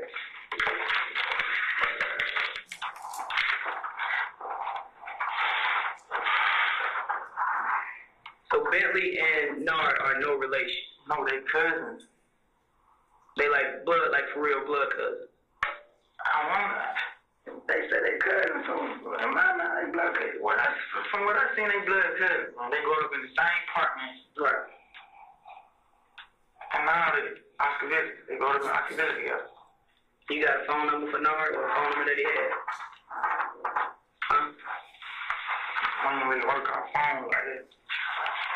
I mean, he made a phone call. He was there. He worked off the phone. I had a flip phone, bro. Dad just got out. He wanted to hit the iPhones and nothing. I wasn't really with my associate like that. You know what I'm saying? What's, you know a number for Bentley? How you get in touch with these folks?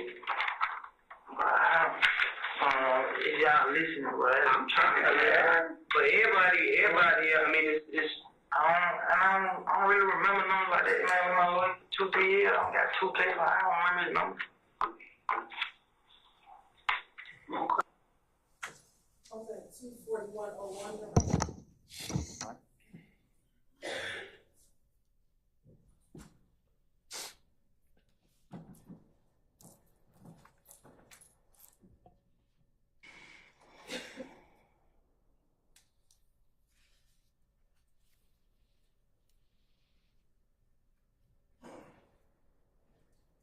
I'm sure you've heard that what me and Dennis and investigator Sorry, resuming at 2:41:25.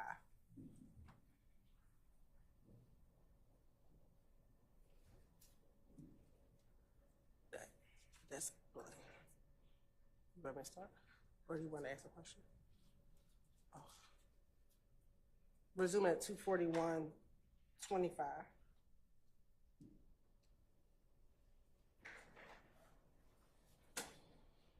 Been working, and we've been working literally 22 drive-bys, 22 gang-related shootings, and they all been in retaliation of peanut murder, Donald Thomas. Okay? That's why you're trying to bust your head and up in the Fulton County. That's why they got a green light on y'all. Yeah, you know I know about that. And that's what I want to know. What you know. 241:52. Investigator Gaither, after you mentioned the 22 gang-related shootings that you and Detective Dennis were working, what entity did was that Detective Dennis that we heard speak after you were speaking? Yes. And what entity was it that Detective Dennis referred to was trying to bust up y'all's head as he spoke to Walter Murphy? Who was trying to bust up their head? People in jail, members of YFN. And how did Detective Dennis refer to that same group as IF? Or if gang, yes ma'am.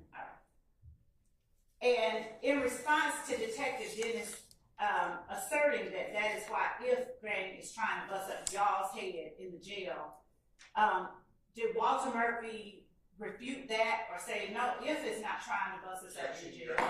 Over objection, the video speaks for itself. I'm gonna sustain on other grounds. You can rephrase it. What was Walter Murphy's response to the question or the statement or assertion by Dennis? That's why IF is trying to bust up y'all's head in the jail. He didn't disagree with him or refute what he was saying. He appeared to be agreeing with him. At any point, did he question who the y'all I'm going to is? object to the last response of false speculation. I'll sustain this to form. I'll sustain the objection, I should say.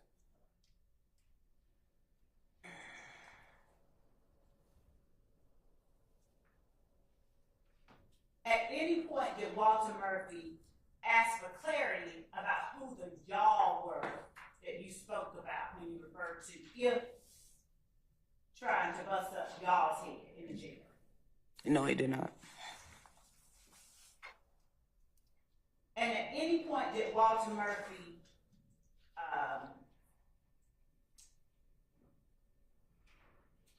tell you in response to Dennis's assertion, that's not true, I don't know what you're talking about?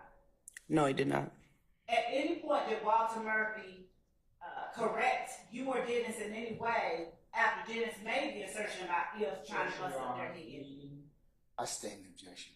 At any point, did Walter Murphy say anything about false flagging after Dennis made the assertion that he made about IF? Objection, Your Honor, leading. Your Honor, I'm not I'll asserting. overrule that objection now. At any point, did Walter Murphy mention anything about false flagging after Dennis made the assertion about IF gang trying to bust up their heads? No, he did not. Starting back at 2:41.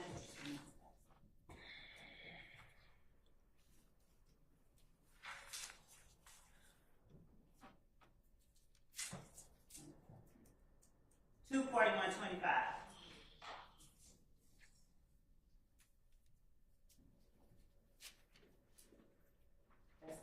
$241.26.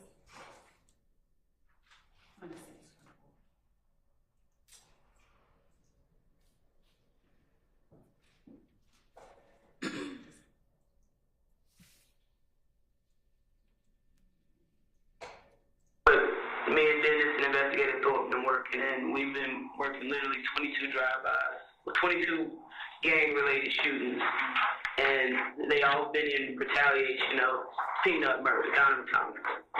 Okay? That's why you're trying to bust your head and up in the Fulton County. That's why they got a green light on y'all. Yeah, you know I know about that. Your Honor, I'll was trying to let the response be heard and they talked over it. So I'm going to, with the court's permission, rewind to 241:25 because I paused to ask questions. All right, okay.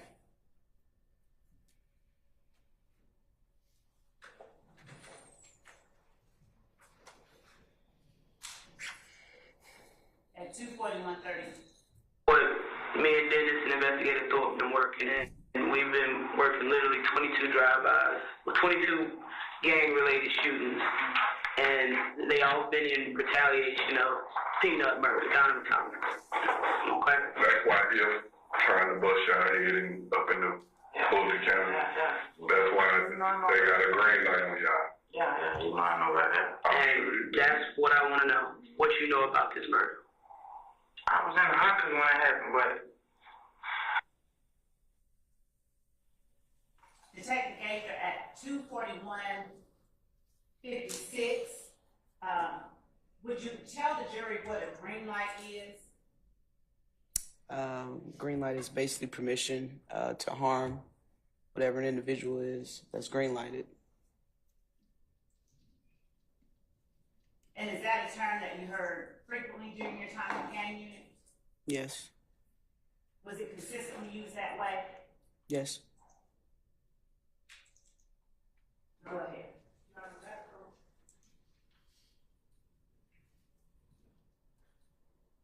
Yes. Can you step out, sir?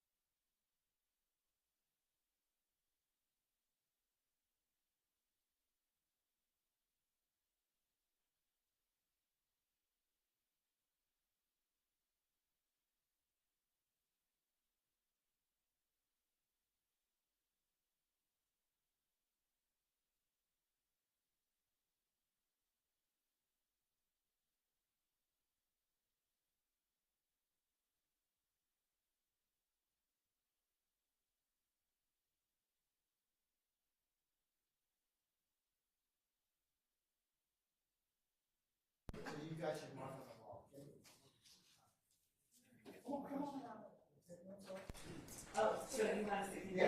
Yeah. They said to be ready for break. Oh, thank you.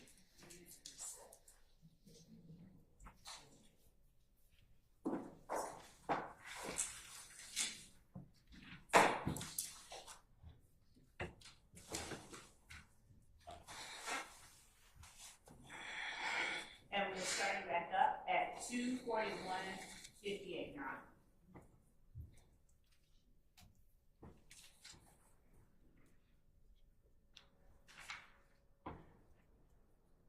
Goddamn.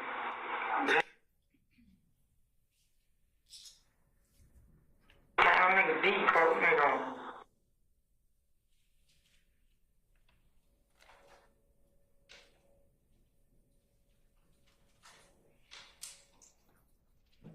We're pausing at. I know. Goddamn. We're pausing at 2:42:00, and we'll pick up at 2:42.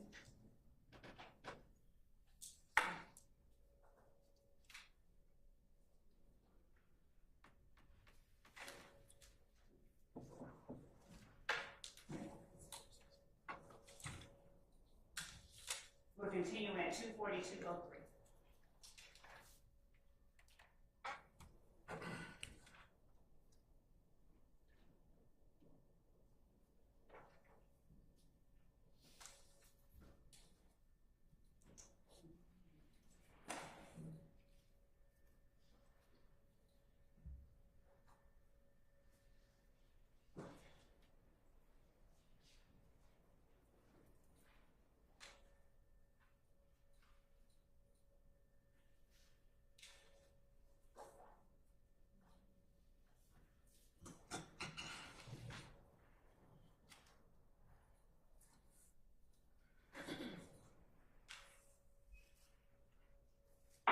That shit gonna blow. That shit gonna be ugly, boy. What you mean? Like, it was kind of nigga deep, bro. Nigga. Then they join forces with the 20s. Yeah, man. The whole West Coast, bro. Nigga. See, nigga murder niggas and shit, you know what I'm saying? They'll give a nigga a pass, you know what I'm saying? Like, DK ain't by himself, his back fucked up, you know what I'm saying? We ain't gonna do nothing to DK, you know what I'm saying? But them niggas, they niggas sending cuts, you know what I'm saying? They gonna kill me, bro. So now we're pausing at 2:42:30.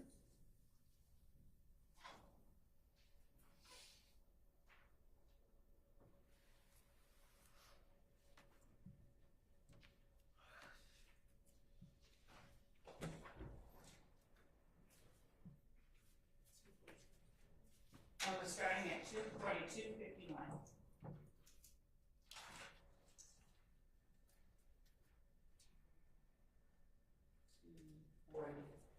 Miss Hilton, Miss Hilton.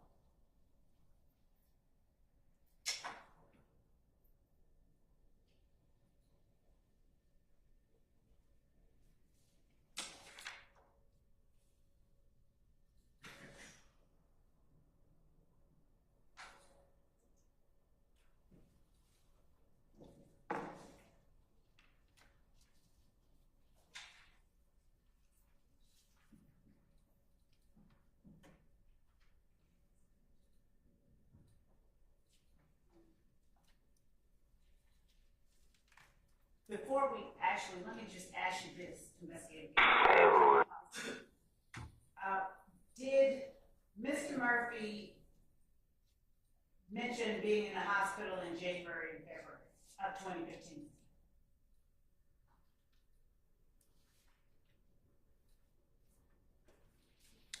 During this interview, Yes, if you remember.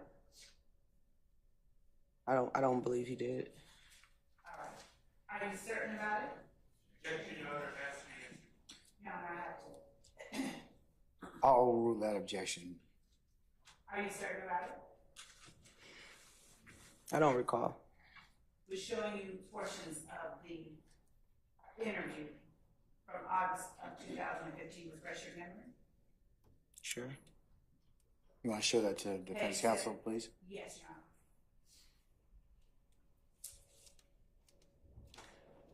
Page 74 of 161.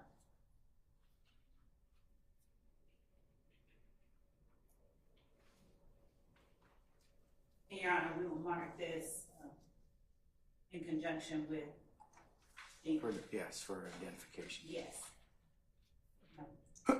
Excuse me.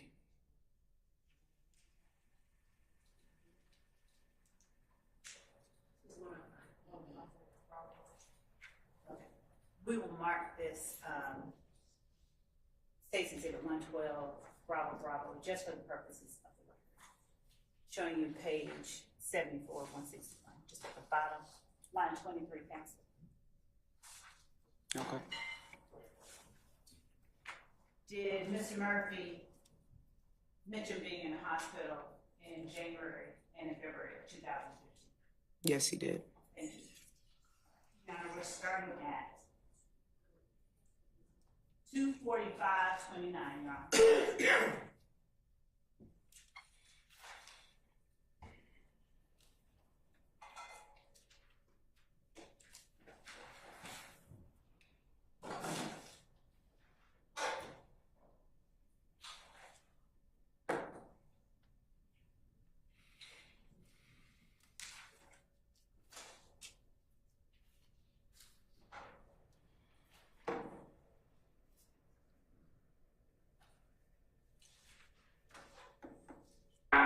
Them folks beefing in the club, like.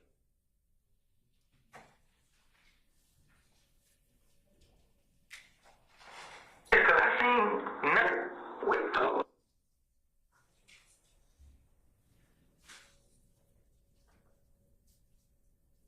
I'm saying, go in on time.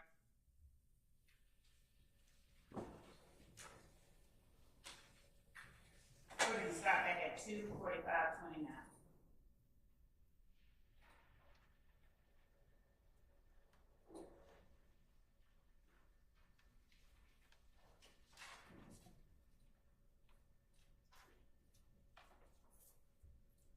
And while we are getting that ready, investigative Gaither, during the interview on August 18, 2015, did Walter Murphy talk to you about people beefing with one another in Club Crucial?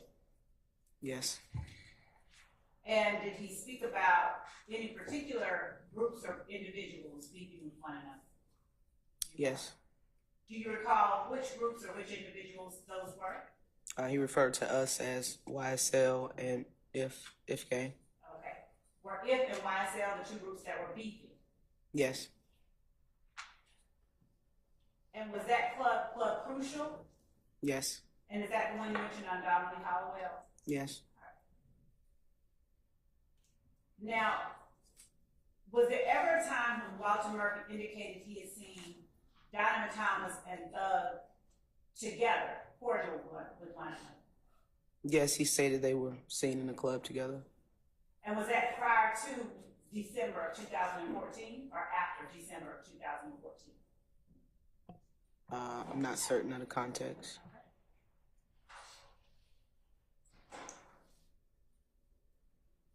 Did YSL have a gambling house that you all were aware of within the gang unit at the Atlanta Police Department? Yes. I stand the question. Did APD gang investigators identify a location where YSL people like to gamble? We did. Where was that location? A few years ago, to the best of my recollection, I believe it was somewhere near Moreland Avenue. Moreland Avenue? Somewhere in that area. All right. We're starting at 2:47:07.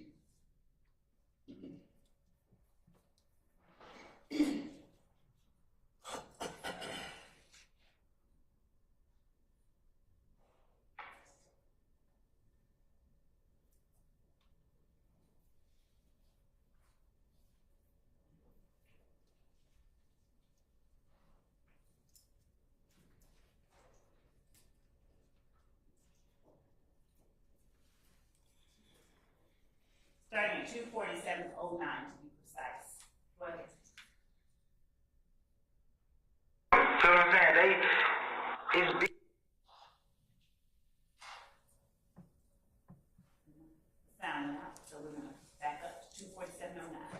why we beefing. I ain't trying to no kill him.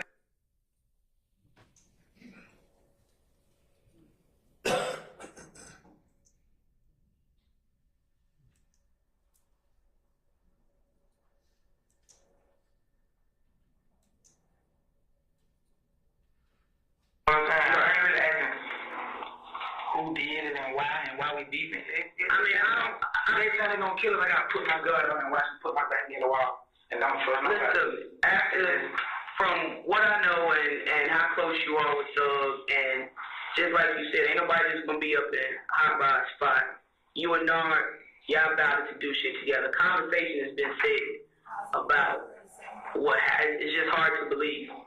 It ain't like you one of the younger members and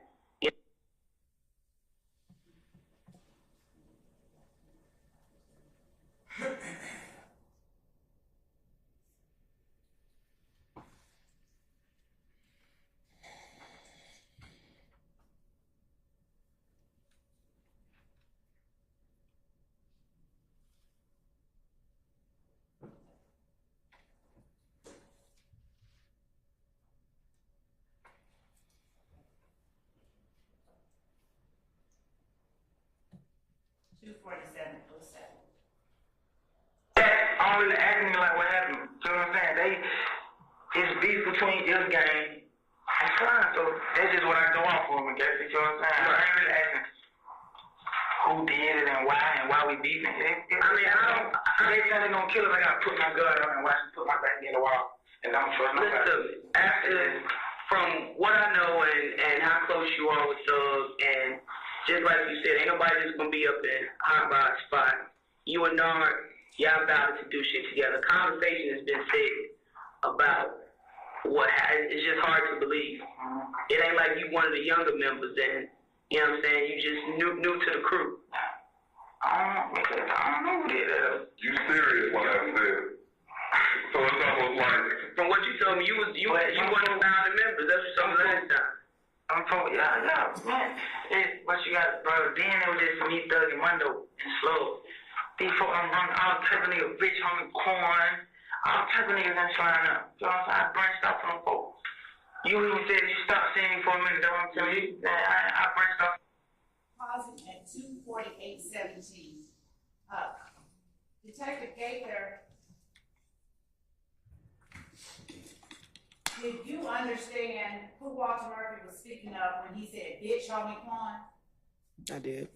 Would you please tell the jury who he was speaking of when he said, bitch, homie, Quan? The rapper, Rich Homie Quan. And when he spoke about the beef between If Gang and Slime, did you have any understanding based on your investigation what Slime was, or the entity Slime, what that was meant to refer to? Yes. Who? I sustain the objection.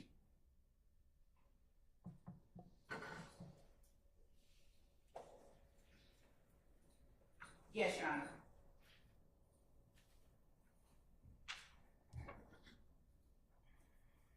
Those started fucking with, you're not listening. Those started fucking with Wood and them, bro.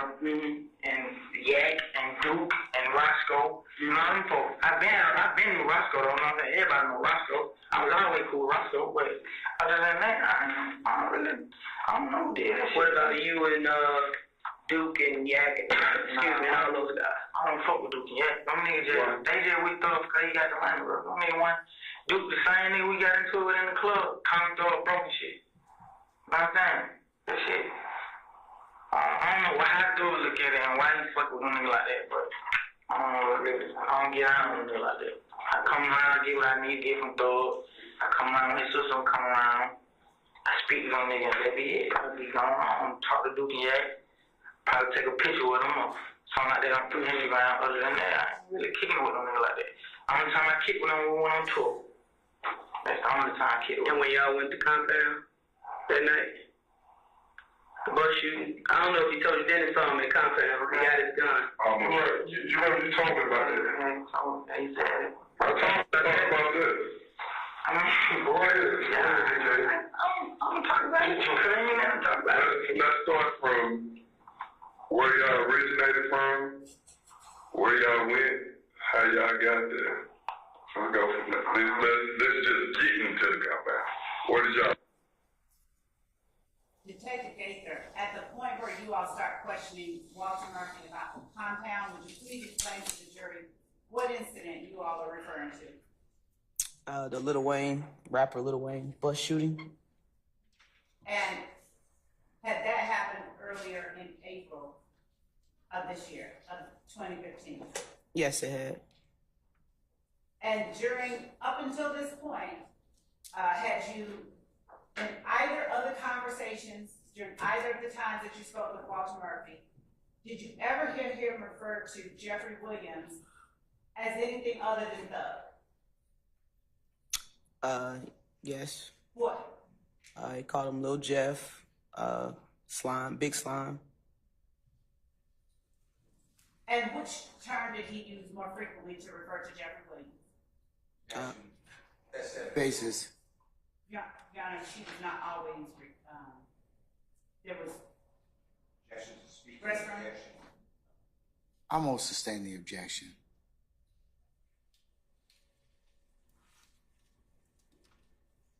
When, during the interviews, did you hear him refer to Jeffery Williams as Little Jeff? I'll rule that, sir. I believe it was the first interview. Did you, up until this point, hear Walter Murphy refer to Jeffery Williams as Little Jeff at any point up until this point in this interview on August 18th? No. Did you hear him refer to Jeffery Williams as Thug? Yes. Was that frequent? Yes. Continue, please. Hold on. Before you pose another question. Ladies and gentlemen, how about your comfort break? Okay, all right. Ladies and gentlemen of the jury, let's just go ahead and take until 5 after 3, okay? And we'll continue at that point in time. All rise.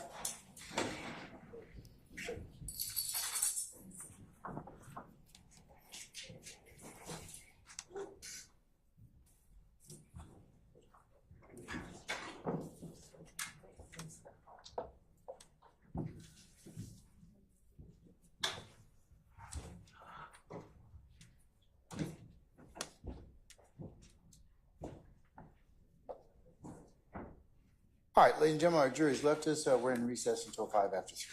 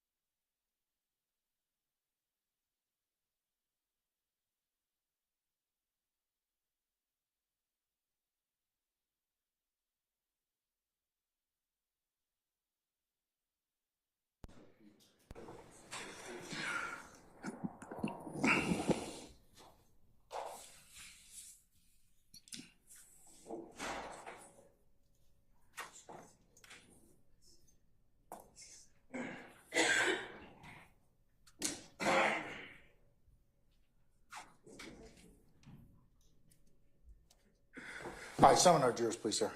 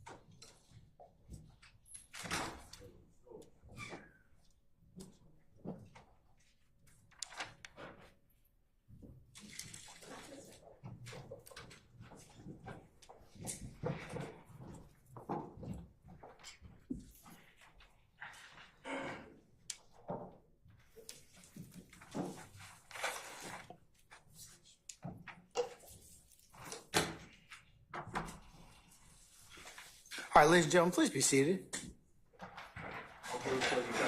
All right, thank you, Sergeant Ingram. All right, ma'am, you can continue.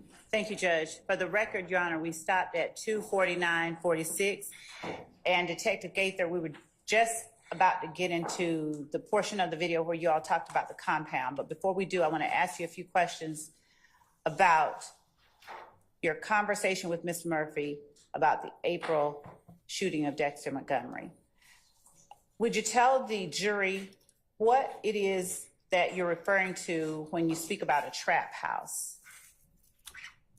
Trap house is slang term used for a location where drugs or illegal activity being sold. And when the term hit a lick is used, what in your experience is that meaning to refer to? To hit a lick means to commit a robbery. Okay.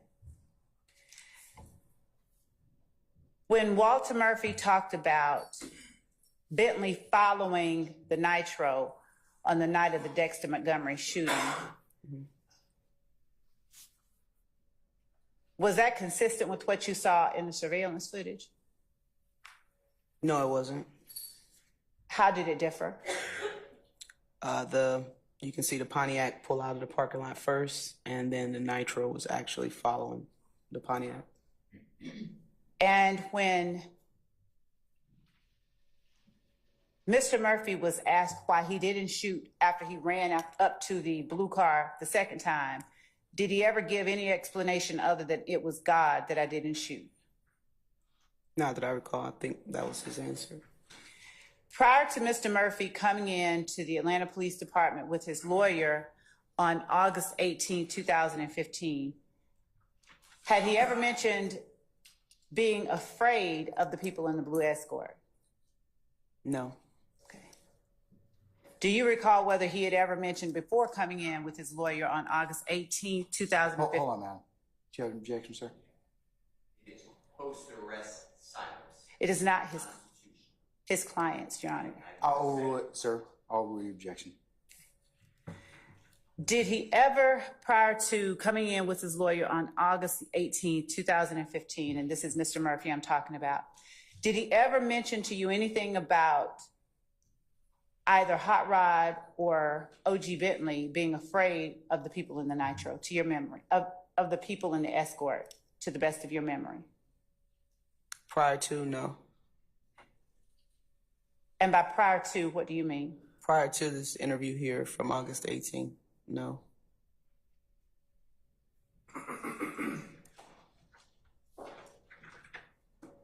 Was that the first time that you had heard him talk about fear at all, as it related to that blue Escort? Objection. The video audio speaks for itself. At all? I'm going to sustain the objection. Okay.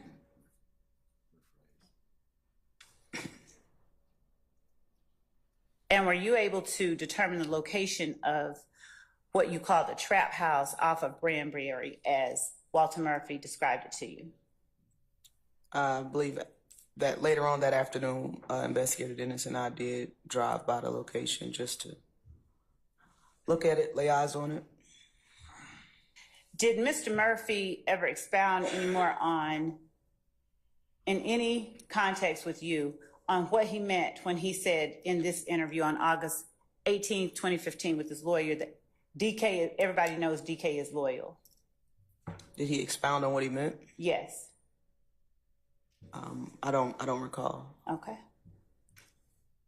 Did he ever expound on what he meant when he said that he had done enough for Thug and now he just has him watching his sisters? He didn't say further than what was said in the interview. Than what was said in the video? Correct. Okay. Prior to coming in with his attorney on August 18, 2015, did Mr. Murphy at any time ever mention anything to you about making sure that the escort wasn't following the nitro after the shooting? It was a Ford Escape. I'm sorry, the Escape. Thank you. No.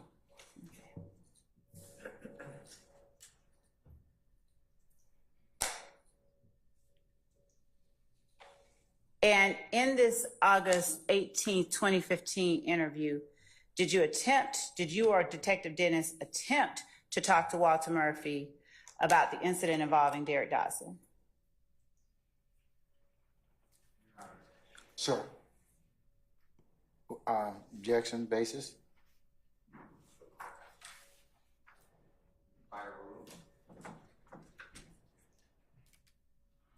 Hang tight.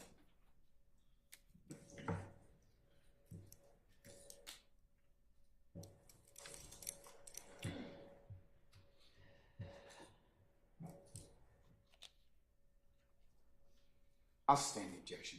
Thank you, Judge. Prior to the August 18th interview, where Mr. Murphy came in with his lawyer, had he ever in any circumstance talked to you about Thug having cut Bentley off? Prior to, no. Okay.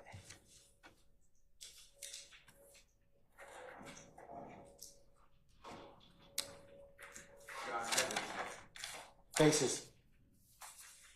Former retired Detective Jazz, or he said there was no contact. Your Honor, I object to speaking. Give me the basis for your objection. Foundation, one of those bases, sir. That's the answer. And Okay, all right. Anything else in terms of that? All right.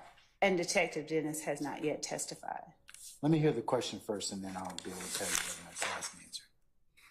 Your Honor, Okay, I'll get Ms. Weaver to read it back. okay. Madam, can you tell me what the question is?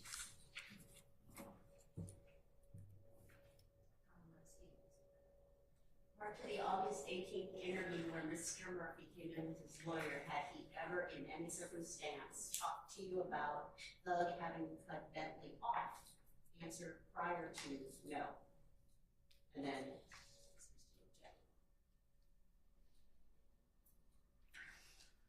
I'm going to overrule that objection. Do you have an, as to that question? All right? Okay. Thank you.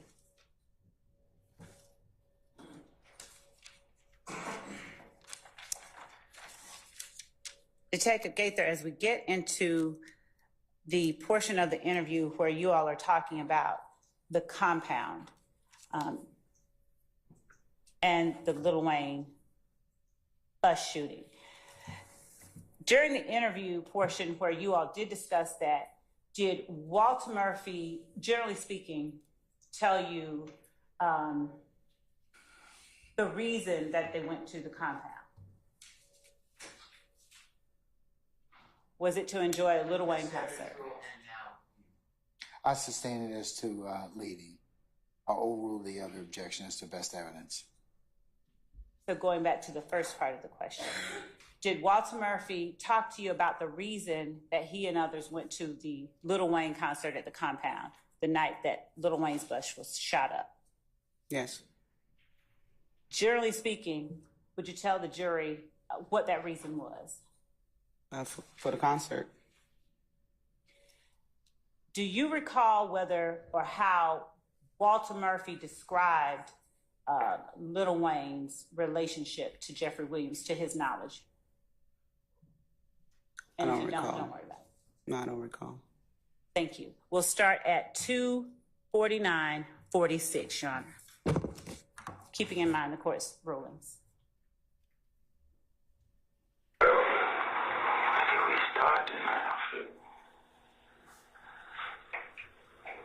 And who you was riding with? I was in the truck. Which truck? That story's in there. Who was driving it? Daddy was driving when I was in it. That's the Blue Explorer, right? Yeah, the Blue Explorer. Who all in the car with you? It was just me, Bo, Dolly, Jeffery, Kel, and Boo. Dolly, you, Kel, Bo, and Book. Booke. all right. And how the night go? Shit. I can't remember what was. Who was at Tyler House? We were all supposed to be at Tyler House. So boom, we like Wayne and compound. We like, all right, let's go, we going. So I think we huh? What? What you mean? We going to compound. Why? But you. Oh, peace and is Wayne or fuck this nigga? Yeah, you know that. I mean, that's why we went. To just go to the club. We know we're gonna be in there. Of course, because it ain't so show and anything comes up, but it wasn't no week. I got Dolly with me. First of all, that's why me and Thor fell out another thing, because I let Dolly go. See, Thor was out of town. I let Dolly go to the club. You know what I'm saying? And he ain't like that. So. Well, she ain't go to the club? Nah, she ain't supposed to be there. Why? But what you mean? Because it's the rival. Yeah, that's him, that's his enemy. You know what I'm saying? So basically, it's almost like he's supposed to be the safekeeper of his family. His close, and he trusts you with his sister and his family. All that shit has with nothing on niggas saying they gonna kill his mom, they gonna kill his sister. That's why he just want me to stay with him, protect him, bro. That's all he had me to do. I'm saying. So you link up with them?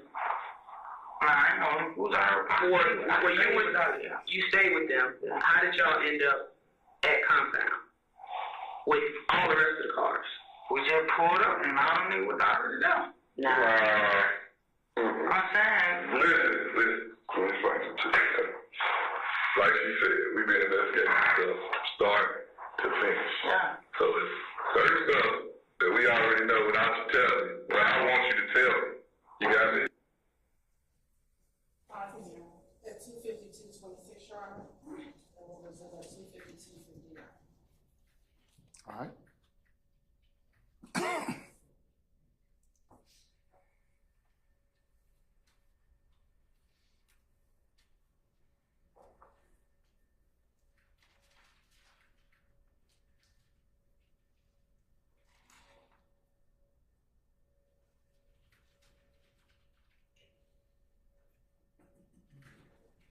Resuming at 2:52:55.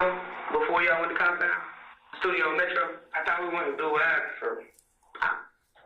I saw the truck. No, y'all at the studio before compound. So that's what we was at. I mean, I'm asking you, but I be on James, Percocet, and I got prescription for Percocet, so I stay on them 24/7.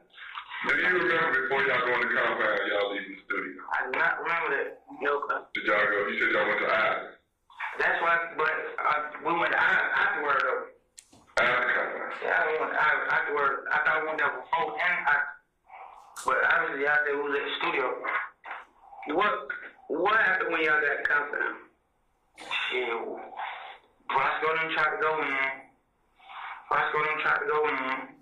They said they want to let Roscoe them in. So Dolly and the other sister Dora tried to go in. They want to let them in. You know what I'm saying?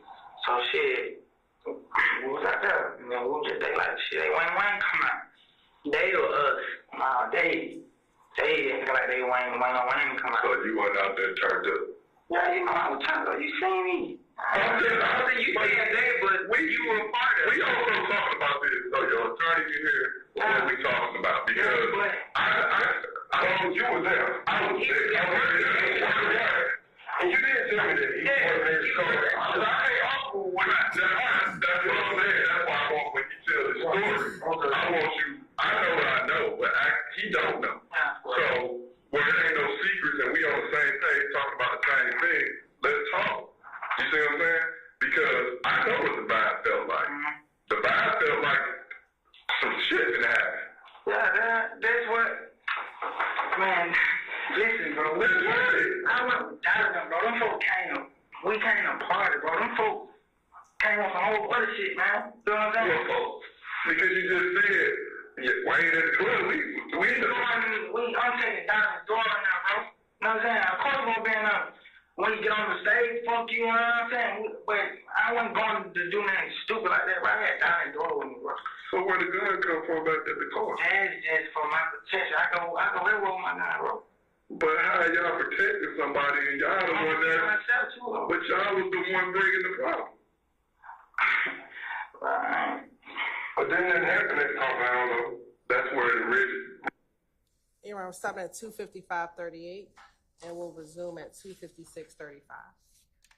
Detective Gaither, while we're waiting on that to resume, at any time before or after Walter Murphy's August 18, 2015 interview, did he explain what he meant when he talked about fuck you when you get on the stage, as it pertained to the Lil Wayne concert and them being there? I don't think I understand what you're asking me. Do you recall hearing during Walter Murphy's interview him talking about saying "fuck you" when Lil Wayne got on the stage? Yes. And who was he talking about saying "fuck you," and to whom was he talking about saying "fuck you"? Objection, Your Honor. Speculation. Your Honor, she was in. Hold on, I'm gonna send objection as to being compound, but I'll allow it. All right, starting out with who he meant or who he was referring to, telling someone else "fuck you." Who is the person or persons that he was talking about that would be saying "fuck you"? YSL members saying "F you" to Lil Wayne, or people on stage with Lil Wayne. All right. What part are we picking up on? 2:56:36. And we're starting back at 2:56:36, Your Honor.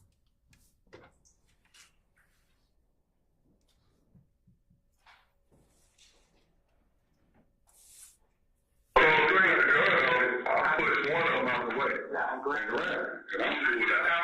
And I pulled out. So the girl said, "Why you pulling the gun on it?" That's daughter.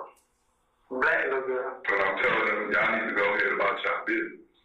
But did you know that gun was stolen? Nah, I didn't. That gun was taken in an armed robbery. Across Ringdale. I don't know that.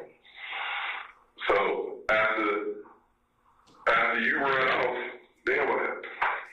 I run off and then shit. Who you leave with? I left with Big Drake. In which car? He was in a room. I can't remember what kind of car it was. He was in one of them. I think they want him charging. Who left in the truck? In Dolly truck. Dolly and Dory got in with him. So who was in? Okay, hold on. Basis? Oh, stop. The upcoming passage, lack of personal knowledge. The declarant has a lack of personal knowledge. Yes. Yeah. If we may respond, Your Honor, the person, we argued this, and the person talking to them was there at the compound. Mr. Murphy was there. Oral, sir. Yes, Your Honor, can I say one more thing for responding to the state? You just said he ran off. He has a lack of personal knowledge. Who ran off? Mr. Murphy. Your Honor. Just said on the tape. I'm gonna rule the objection, okay? Thank you. Thank you, sir. Your Honor, we'll resume at 2:57:36. Everybody who's still in there. I mean, one person got in. 20 people can't fit in one truck. No. One dial-in door got out, and one extra person got in. Who? Shannon. Shannon got in Dolly truck. He was driving it? Boop started driving. Boop gone on the license. So Boop was driving Dolly truck. Where did you guys go when y'all dial-in door got in the car Big Dre? And where that one Big Dre? That when somebody called door and told him that door was out there. So he got me on the phone, he just started, you know what I'm saying? I can't trust you, all that, you know what I'm saying? Why you got my sister phone? I'm like, bro, to be honest, I ain't know all these niggas for the be here, you know what I'm saying? Right. And I ain't know niggas coming out the Cal, he said, Cal, yeah.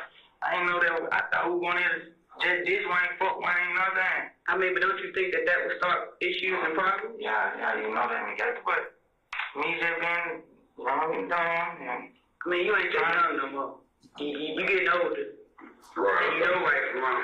Right. And if he trusts you with his sisters not to go out there and do no stupid shit, you take him to it. Because from what I heard, Donnie was turned to, like, we finna go in here, say fuck them, blah, blah, blah, blah. So yeah, I would probably be mad at you too if I was there. But you're supposed to be that one to keep them out of shit. So when Shannon got in, who was all left in the truck? Boop, Hell, Boop, and Shannon. Boop was driving. Yeah. Hell and Buck. Where did y'all go when y'all left? We went to Ivy. Y'all went to Blue Ivy. And how did y'all link back up with Peabody? At the studio, we went back to the studio. Before you got to the studio, how did y'all link back up with him? They met us at Blue Ivy. Then they gave Dolly back her truck. Mm-hmm. Then I went to the studio. How long ago, like time-wise, after she got that truck there? They were gone probably about, I want to say about an hour, 45 minutes. An hour and 45 minutes or an hour? Or 45 minutes or an hour. And what y'all do once y'all got back to the studio? What was the conversation? No conversation. Dog told me to take her home. Why did y'all go back to the studio? To get her truck. Her truck wasn't at the studio. Her truck was at Ivy. We went back to the studio. You know what I'm saying? Just pull up. Pulled up. Shannon got out. Went in there with them. Who else got out? I think Bobo got out and went in there with them too.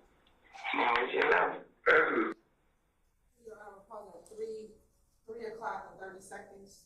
We'll resume at 3 o'clock and 48 seconds.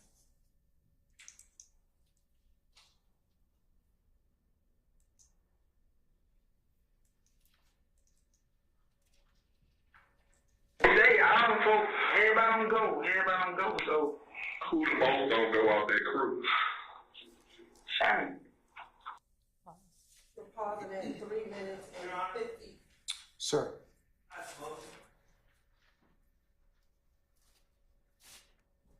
Do you need to approach, sir?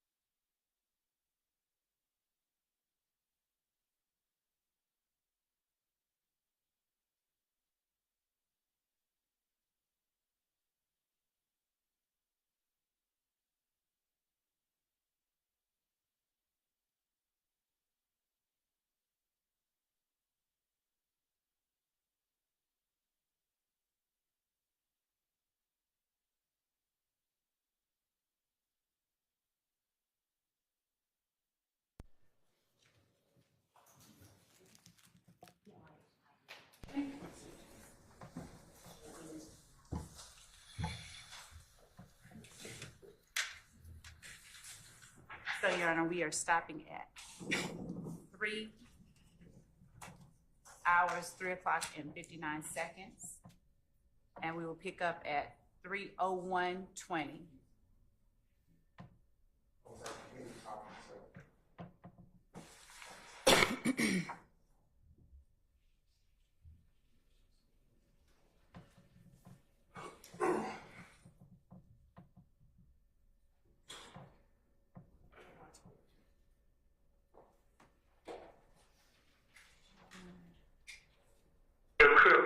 Duke Roscoe running for Crip. So it'd be a little in-house competition between them and us, you know what I'm saying, Bloods, and even though all us slime, you know what I'm saying? So the Pee Wee shoot, or who was in the car with Pee Wee? When y'all pulled back up in the studio, who was in the car with Pee Wee? When they pulled up at Blue Eyes, who was in the car with Pee Wee? Yeah, T4 and True. Who was T4? T4 from Old Nat. I mean, he from Chicago, but he's from Old Nat. And True, he the head Crip from Old Nat. OG True, and was he at compound job? yeah. I don't know what kind of crazy I hear truck talk. So all of this, what kind of drug time? I don't know what kind of cut or seal on that. So all of them was in the car with Pee Wee? Yeah, T4 when they pull back up at Ivory. When they pull back up so that was like 45 minutes to an hour. Some cars they didn't take me, you know what I'm saying? Some cars they didn't take me. Pausing at 3:02:45, Your Honor.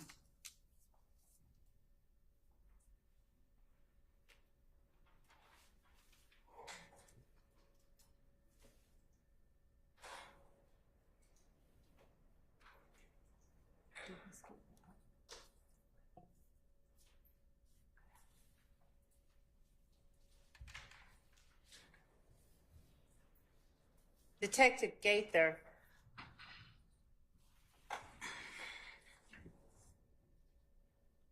did Walter Murphy talk about there being a little in-house competition between the Bloods and the Crips within YSL, even though all of us slime? Yes. Thank you. 3:03:40.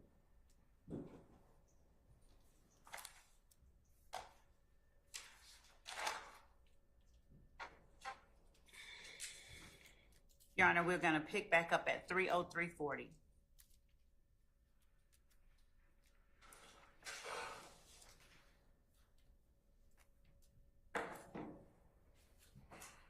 Some car they didn't take me. Do you think he was?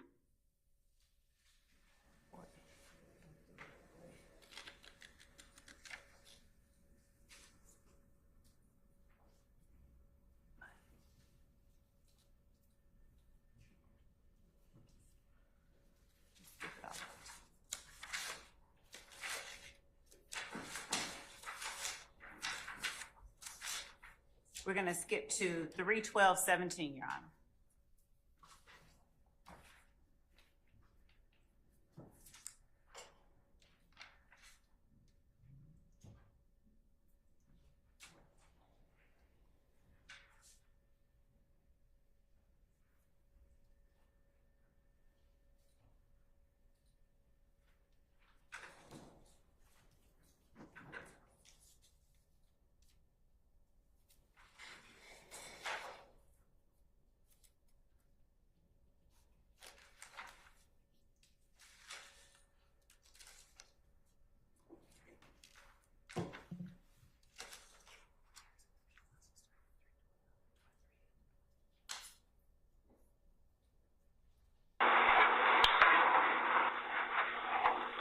What else you want to talk about?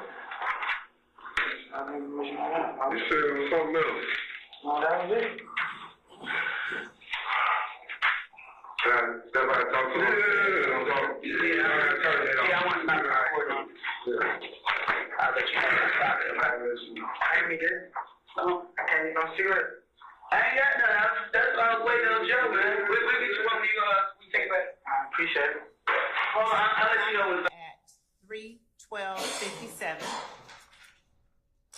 pick back up, Your Honor, at 3:18:17.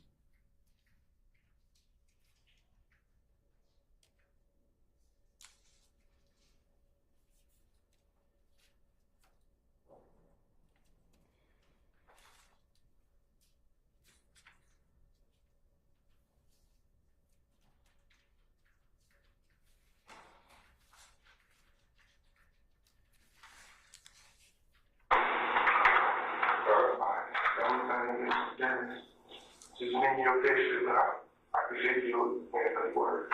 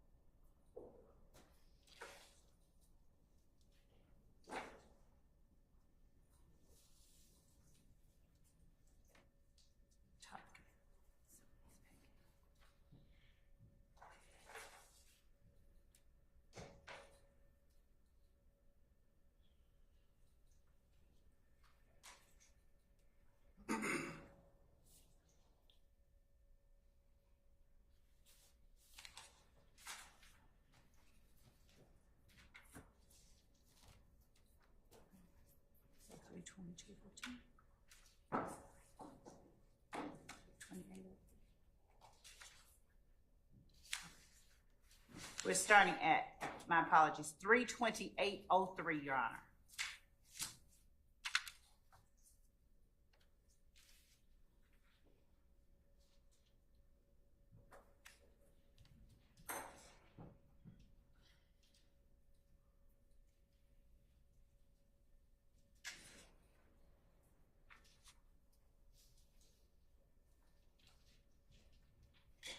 Anything else? Okay.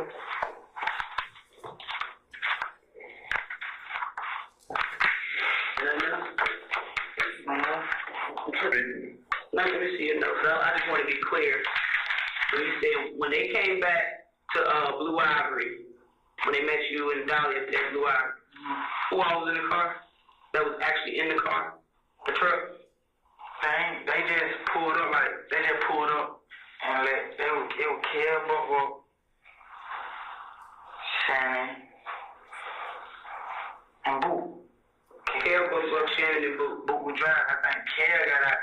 No, Shannon got out and ran in. I was like, Ted doesn't come on. You know, we came out. Got back in the car. Big Drake went to the studio. Was the excuse me, I mean to cut you off. Was the Camaro with them? Yeah. Who was in the Camaro? Roscoe, Tifo, and I think True was in there too. Which I think True got out and got back in his car. Now True got in his. They had changed cars at the studio too. True was still in there. What kind of car did the True drive? It was some kind of drop car like a okay, it was a Rhino. What True looked like? Skinny, about 8 complexion, with dreads. Long or short? Long. He dreaded long, like he would have them wrapped up, long, like right here, wrapped up. Okay. Who was in the Corvette that night? Was somebody in the Corvette? Nah, they probably mistaken that Camaro for a Corvette because it's so juiced up and body kit, you know, all that shit. So it would be easy for 3:29:53.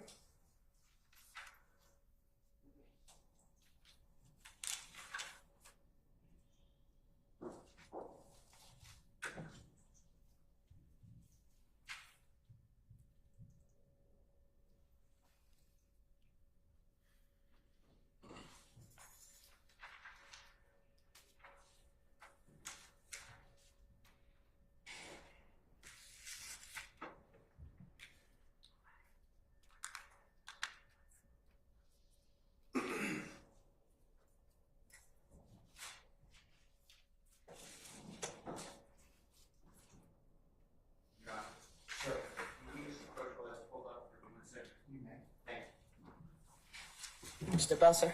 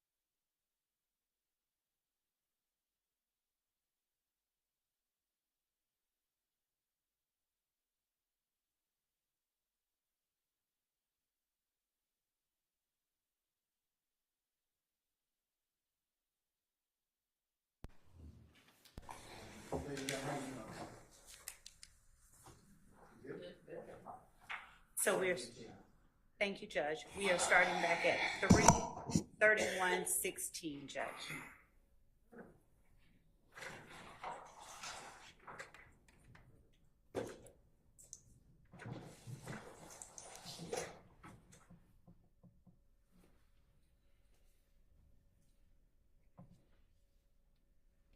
Green screen.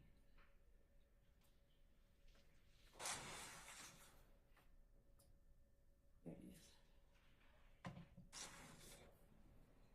Competing for who's the hardest. I think people trying to get in like with Bird, like in with Birdman though, cause they had like, but I ain't gonna say I knew like something going, but you can tell I've been on tour with them how they were acting.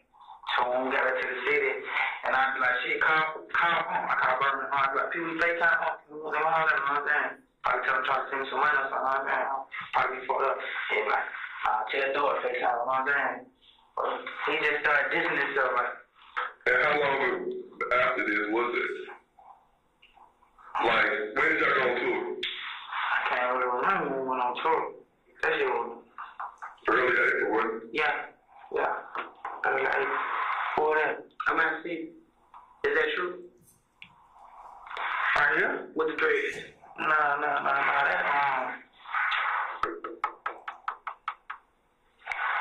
where that nigga that from, man? I don't know his name, I know he from though, he could though. I think. He from 4 seasons, I think, something like that. Y'all ain't, so what y'all doing in jail? Like, how YSL protected themselves in jail?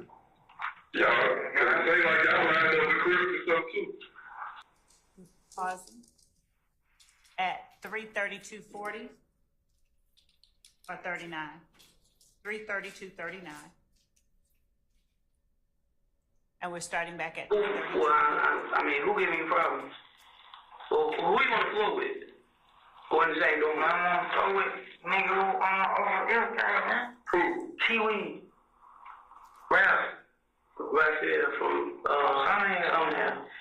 And then him and Thor Ben had been there about some bitch, you know what I'm saying? What about Kill?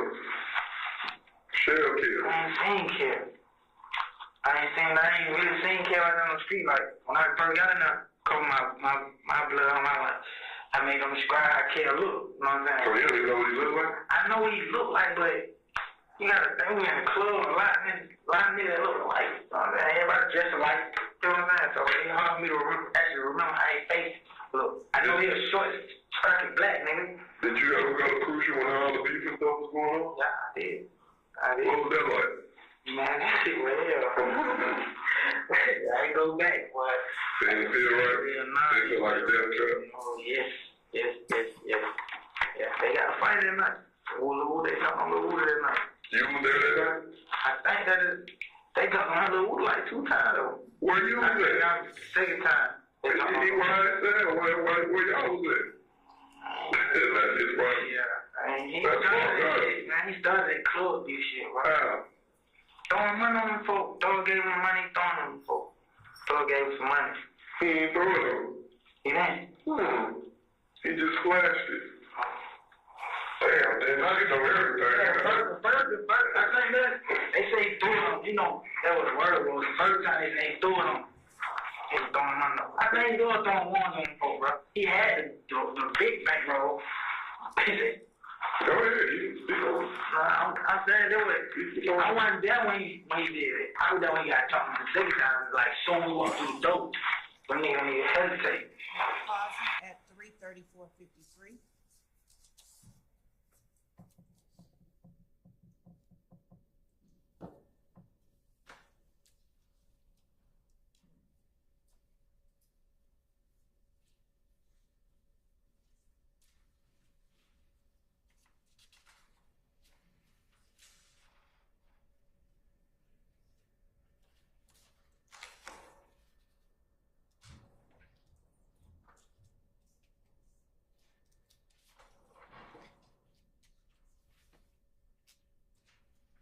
Resuming at 3:35. I thought he was in jail. You talking to I called Kev. My don't care. I called Kev. I'm trying to wait. He just put me on. 3:35:29. We are backing up to 3:35:29.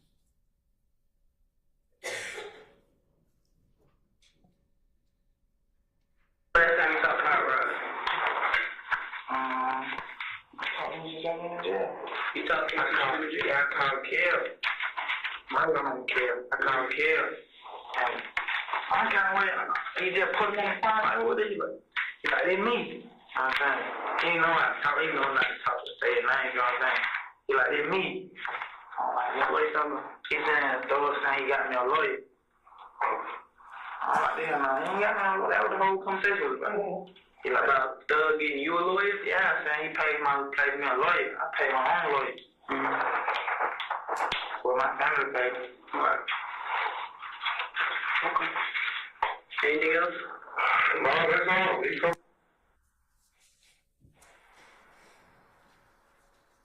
We stopping at 3:36:16.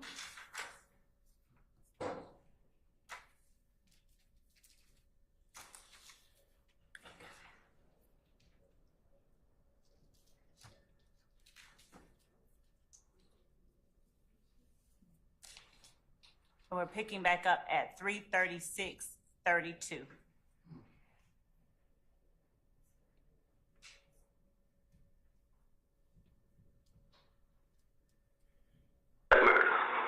That's what we assisted in. Until it's down, nobody's safe. Okay. And that's why it clearly, y'all know that with him, but you got YSL on your forehead. But I definitely, when we take you back, what's the lady name? Light-skinned lady? They brought you down? The times, yeah. I don't know, poor. You gotta talk to Lieutenant what's his name, Johnny, Washington, you gotta talk to him. You sure you want to be in the medical ward, though? Huh? You're going to be isolated if that was to happen.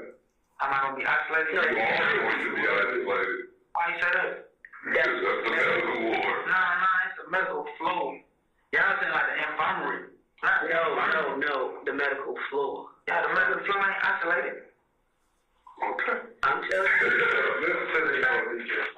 Listen, when y'all say isolated, put a definition on it. I'm about to explain it to you, okay? When you go to the medical floor, you think y'all be locked down now? You're going to be in your room probably 23 hours a day, and they're going to let you out an hour to use the phone, do whatever it is that you do. Okay, we help people get in the medical unit all the time because they want to be away from everybody. So if that's what you really want, by all means, I have no problem with letting them know because I want you to be safe, and if you need medical attention, you have her back. By all means, I don't want you in there fighting and carrying on. But I'm telling you, it ain't what you think. It is. Basically what we get at, most people go there and then they start pulling their hair out because they're alone. Because they by themselves and they not around. Pause at 3:38:25.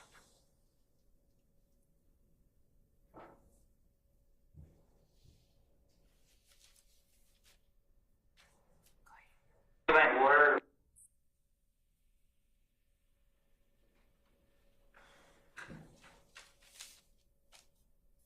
And what all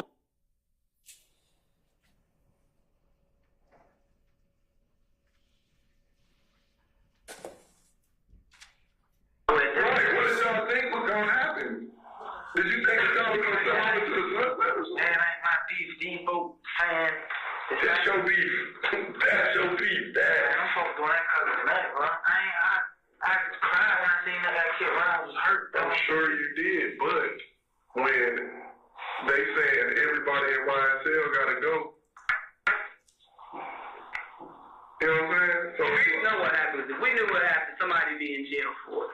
You know what I'm saying? So it ain't about what Nut did on his own time, whatever like that. Ain't nobody got no right to kill nobody. And that's what we trying to bring some justice. Not for him, but for his family and for his. 3:39:42.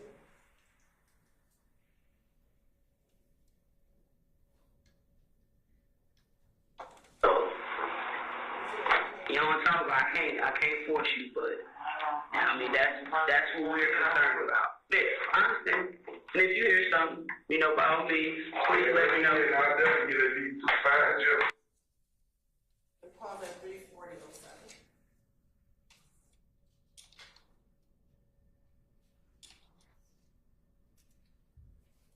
And top stand. And the one before that he didn't mention. 33953.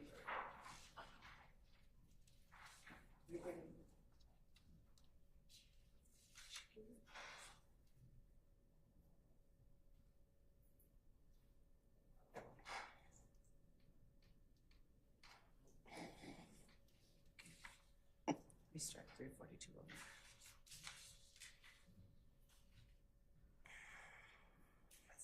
Okay. So, Your Honor, at this time, we're stopping at 3:40 and 50 seconds. And Ms. Weaver, I believe that for the record, we had previously gone from 3:39:42 to 3:39:50.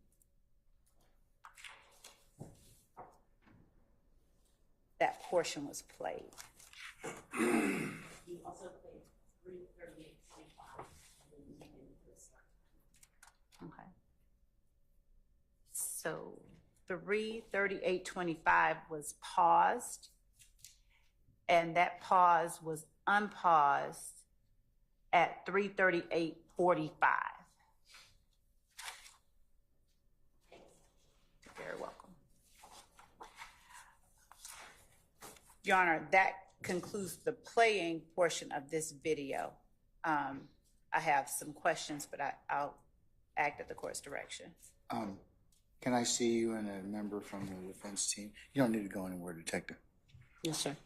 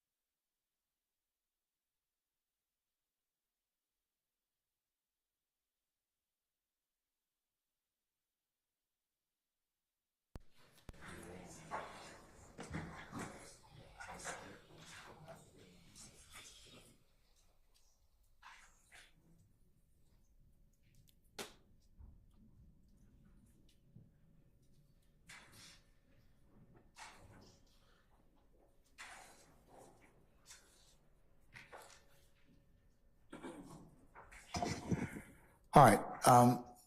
Ladies and gentlemen of the jury, this might be a natural stopping point for today after consultation with counsel. So, Detective Gaither, if you could come back tomorrow morning for 9:45, madam, would that be acceptable? Yes, sir. Okay, and don't discuss testimony with anybody except the attorneys in this case. I'm going to go ahead and release you, please. Thanks, sir. All right.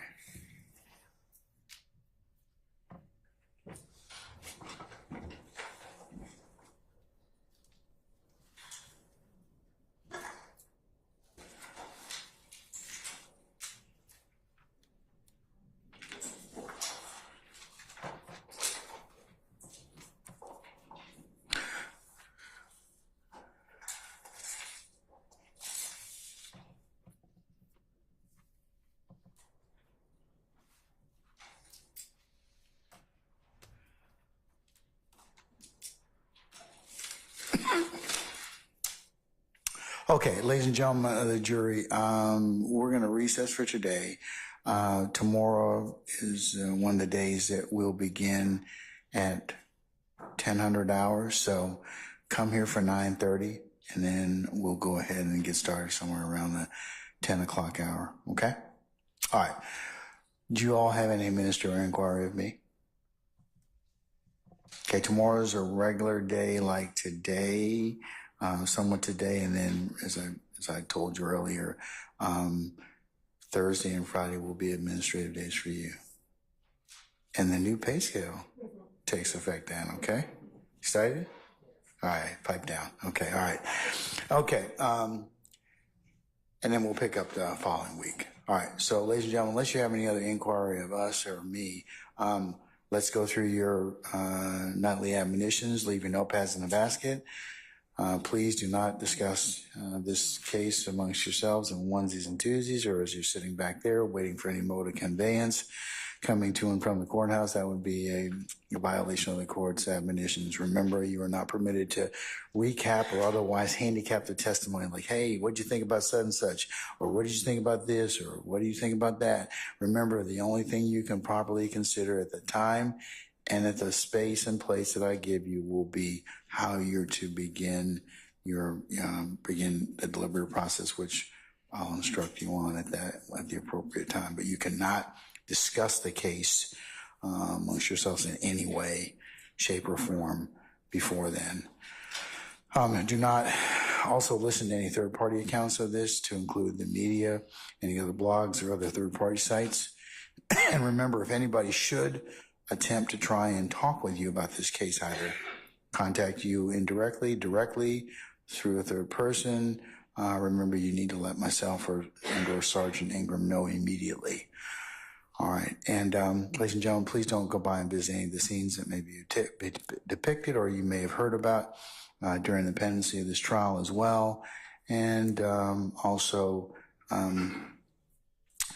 ladies and gentlemen, again, as I conclude with you almost every day you're here, we thank you for your immense patience that you've given and will continue to give us in the resolution of this matter. So unless you have anything ministerial in nature of me, we will go ahead and recess you until tomorrow morning for 9:30 for an anticipated 10 o'clock start time. And that will be the end of our work week for you. Okay? All right. So unless you have anything else, all right. We're in recess. All rise.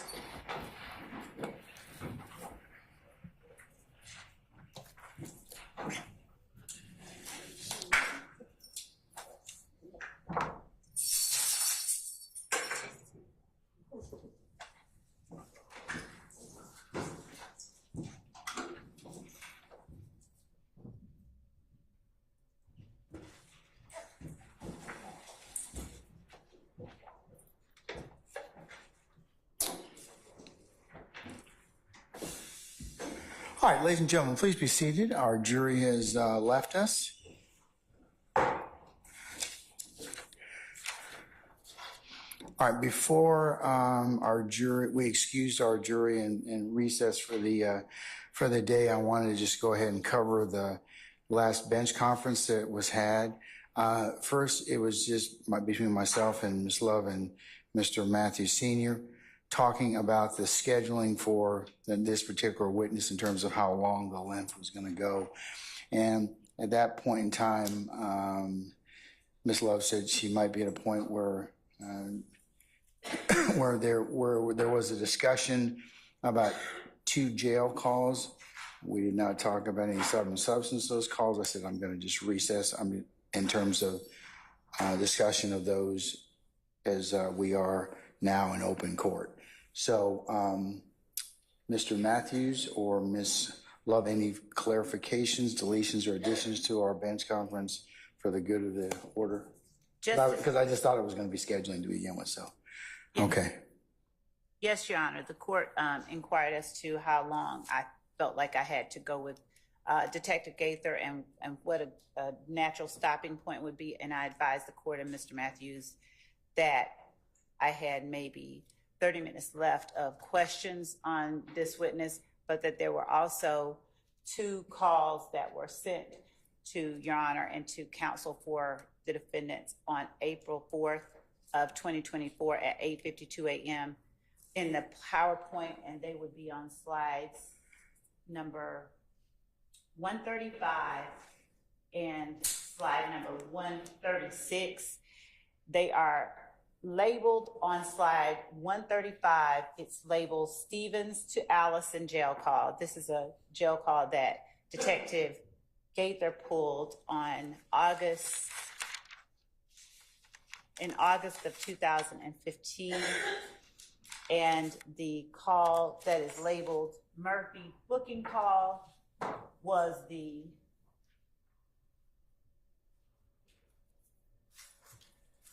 call on slide 135 sent over on April 4th, 2024.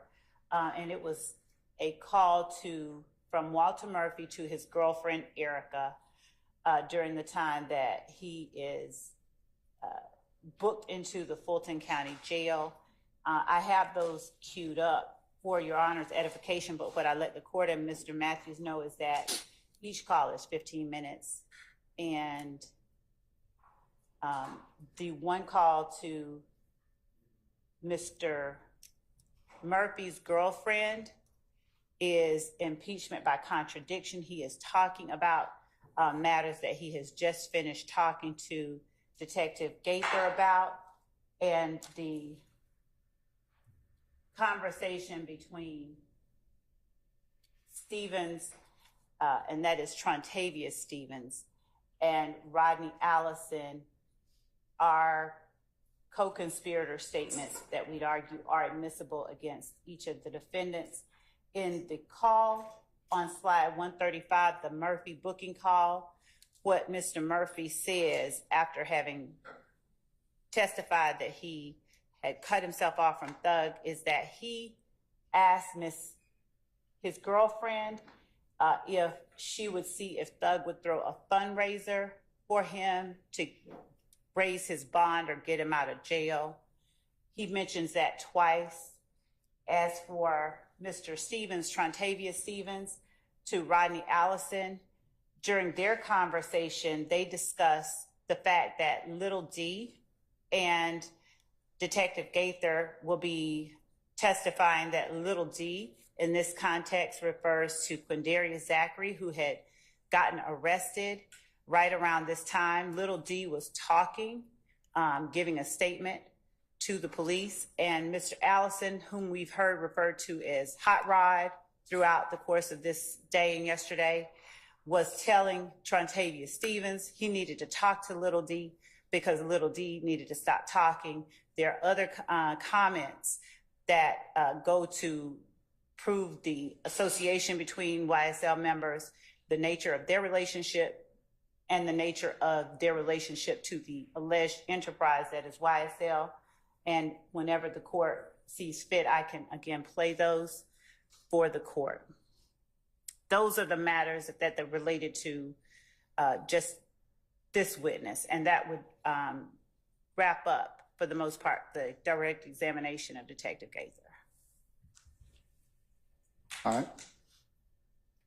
Gentlemen and ladies, did you get these two particular calls were they embedded first in slides 135 and 136, and did you get them earlier during discovery?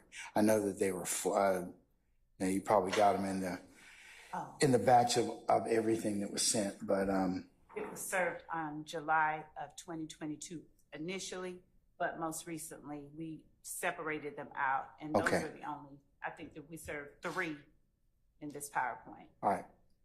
Mr. Steele? Well, please let my email speak with, I believe it was District Attorney Atkins, when he sent that to everyone, including Ensemble Court. You remember what day that was, sir? That's a different one, Your Honor. He sent the one regarding the Little Wayne bus shooting. I sent the one regarding the Dexter Montgomery shooting, and mine was on April 4th of 2024. And again, I can re-forward it, but I copied the court and Mr. Kearns as well.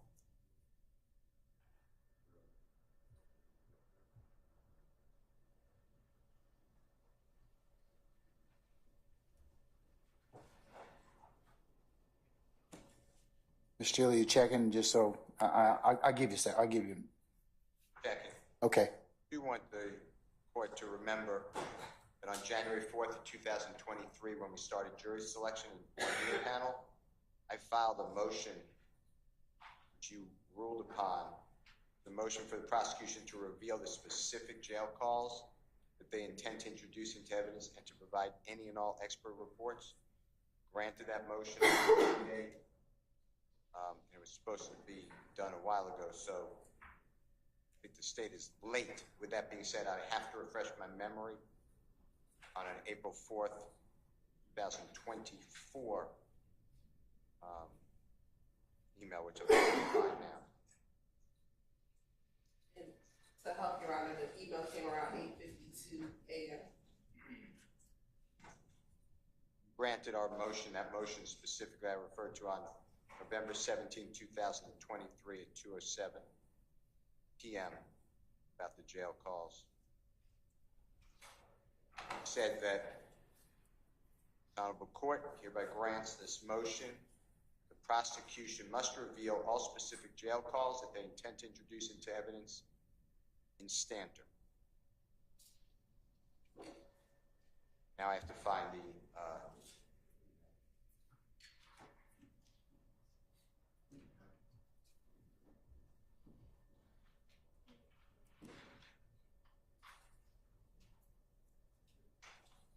What day was that, Ms. Love? April 4th, Your Honor.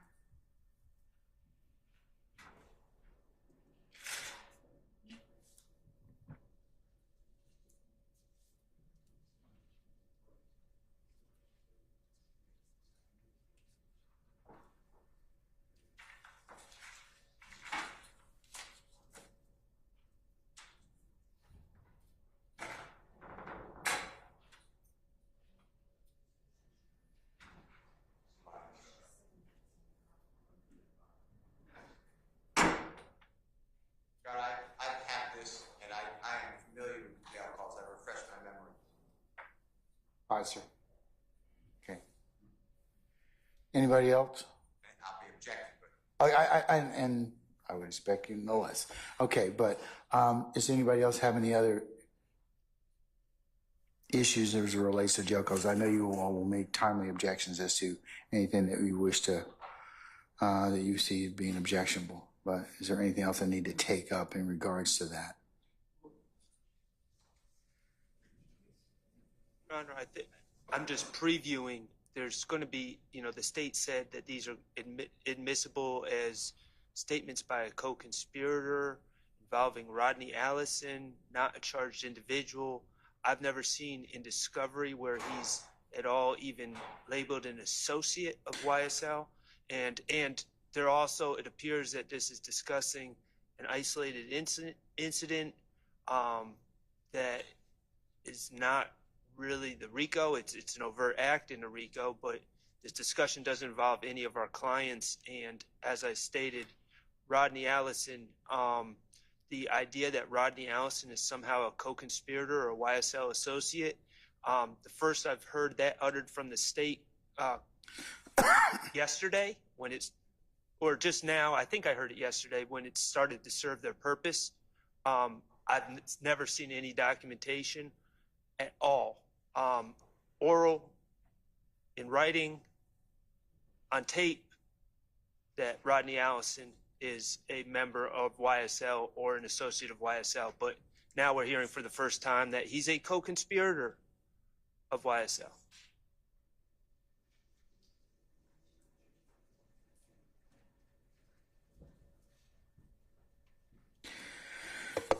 All right, State, yeah, did you care to respond to Mr. Shart's argument? Yes. Sorry. Yes, Your Honor. That the law regarding co-conspirator statements is clear.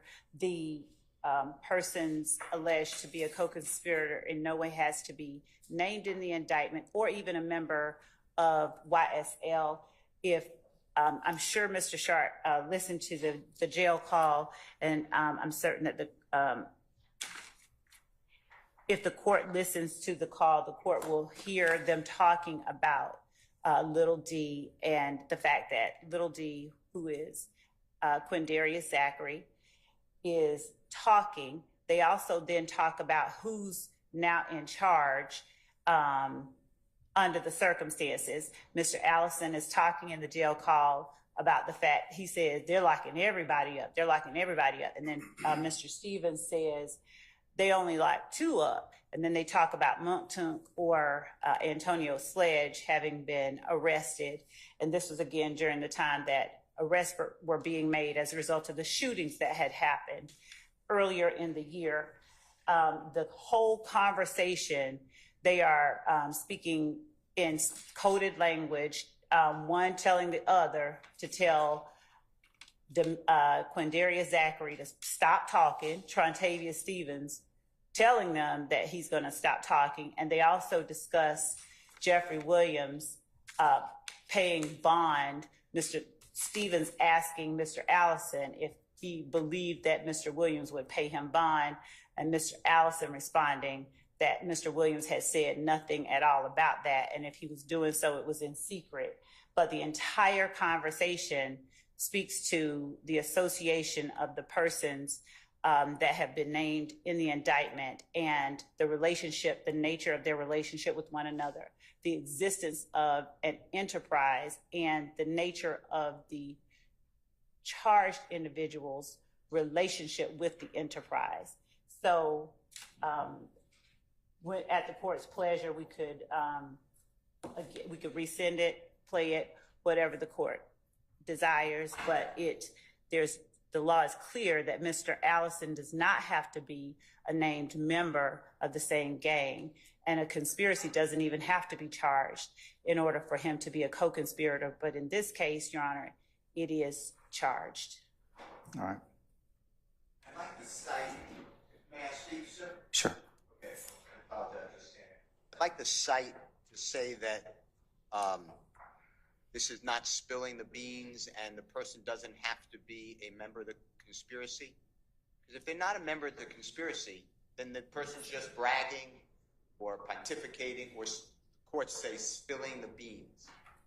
And I'd like to have that cite from the prosecution to support their last premise about the authority under case law. And Your Honor, in response to Mr. Steele, I did not say that Mr. Allison was not a part of the conspiracy. Indeed, I said he is a co-conspirator. I said that the law is clear. He does not have to be a named member of YSL. And I said that the formal conspiracy does not have to be charged for him to be a co-conspirator. But in our case, there is a formal conspiracy charge, which is count 1.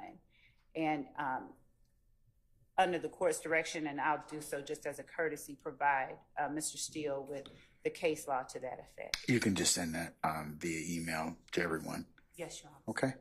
All right. I'm sorry. I don't know if we're litigating this right now. I mean, the bottom line is, Your Honor, what the state's leaving out is the statement itself cannot. Which statement, sir? The statement that the state seeks to introduce, that they're labeling as a co-conspirator statement, cannot be the proof of the conspiracy, first of all. And second of all, the statement needs to be in furtherance of a conspiracy. So what I'm hearing is, from the state's recitation, is someone seeking bond money. I don't know how that would be in furtherance of any conspiracy. A man is in jail, wants to get out. I don't find that particularly unusual. But that's certainly not in furtherance of any conspiracy. Well, that's what the state, I think, is alleging as part of the conspiratorial. Right, but just because the state alleges it, conspiratorial conduct. Right, but just because the state says it doesn't make. But no, the jury has to hear it if it's admissible, and then they will decide that. Well, Your Honor needs to decide it first. Well, I know, but if I said if I allow it in terms of it being submitted to the jury in terms of admissibility, yes, then the jury will make a decision as to whether or not that case, that issue's been proven. But okay, I'll listen. I'm going to listen to it because I believe I was sent that PowerPoint.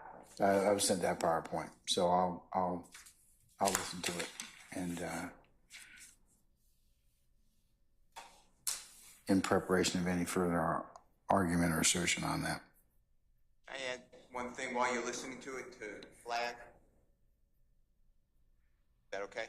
Yes. I don't know who is going to, I don't remember the call with Mr. Allison and Mr. Stevens very clearly.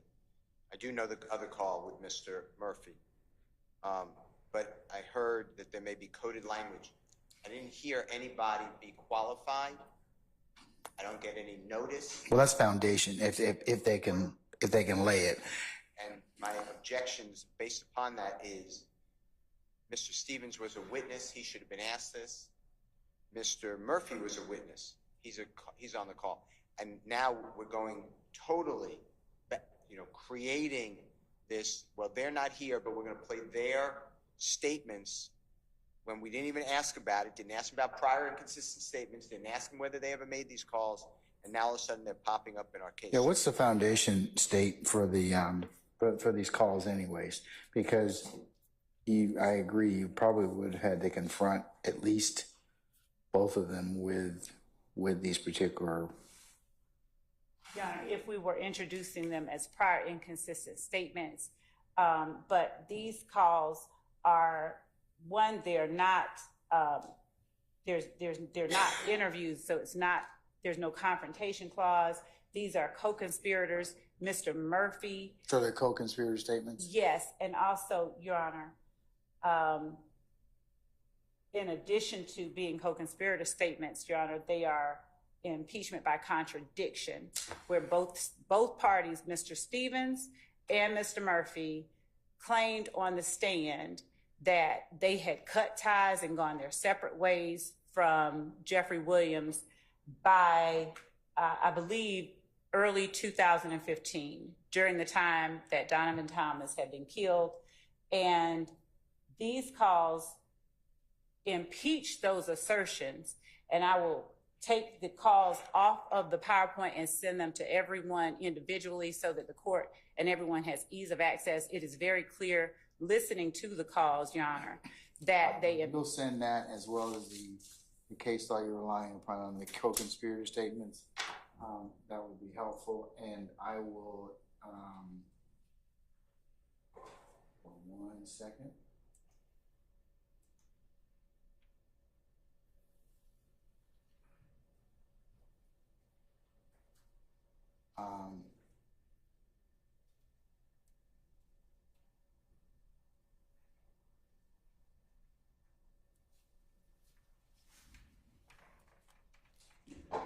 If you all could be here by 9:30 tomorrow, we can take up those, any other attenuating issues as to these particular two calls that are embedded in states, the state pages 135 and 136 involving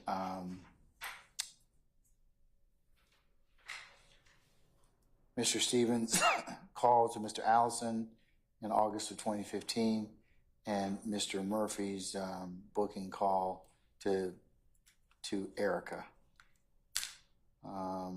So I'll take up those. I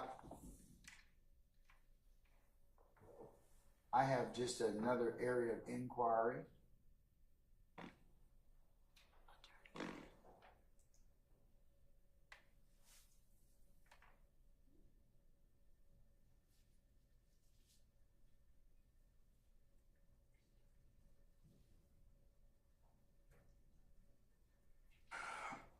I'm in possession as well of Mr. Stillwell's. There are 4 motions that have been filed on the 22nd of April of this year at 7:37. First one being filed at 7:37 p.m. Motion to exclude irrelevant prejudicial evidence or other unproven bad acts and bad character evidence. There is another motion of objection to the admission of Shannon Stillwell's text messages filed at that same time on the same aforementioned date. There's a third motion, notice of objection to admission of calls recorded pursuant to state wiretap, filed on that same date and time.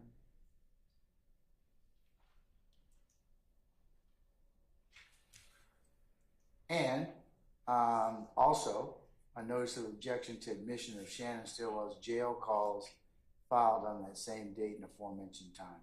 So it's 4 motions.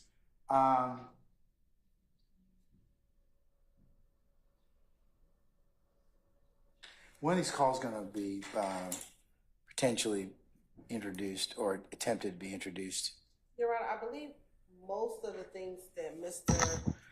Sharp filed on behalf of Mr. Stillwell will not come up until we enter to the Shamel Drinks murder, which is towards the end of the state's case, Your Honor. So I think we have some period of time before these become ripe.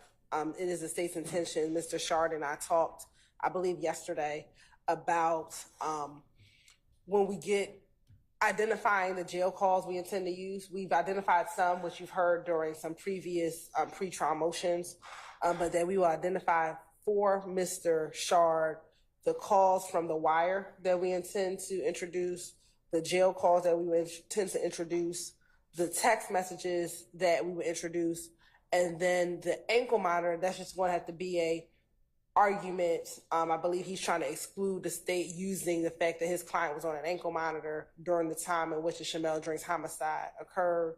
I have not fully read the motion, as I believe it came in yesterday evening, but we would just need to have a motion. But I believe he's trying to have that excluded, and we would just need to argue that motion, Your Honor. Okay, can we?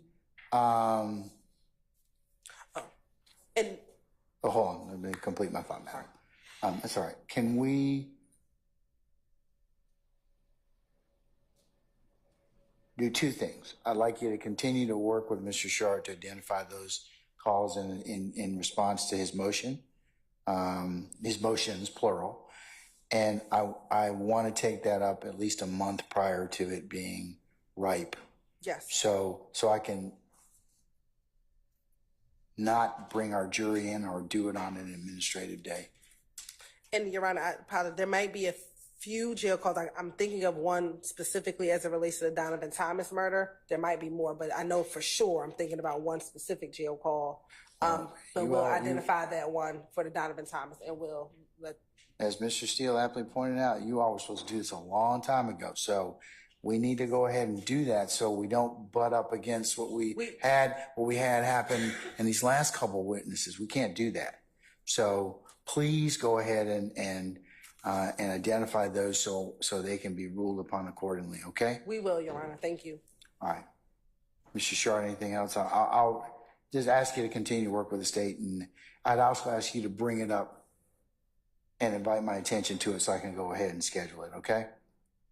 It being on your radar was the intention of me filing the motion. All right, so, but if it gets closer, and if it's not any problem for you to say, Judge, we haven't heard anything about this, to remind me so that I can go ahead. If you haven't gotten granularity on your preliminary discussions with the state, I want to know about it. Oh, okay. As early as possible. Well, I'm telling you. No. They tell me it's going to be near the end of the case, okay? So their case in chief. I don't know how long that's going to be.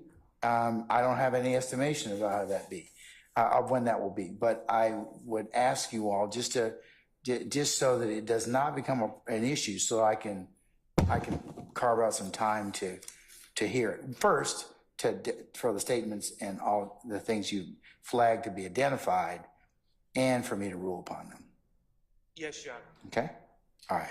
Thank you, Judge. And finally, in preparation for next week, Your Honor. I'm just trying to get through tomorrow. Why are you jumping to next week? Just to forewarn the court so that the court can be happy. I got other things I got to be. Between then and there, I've got other things I have to take up.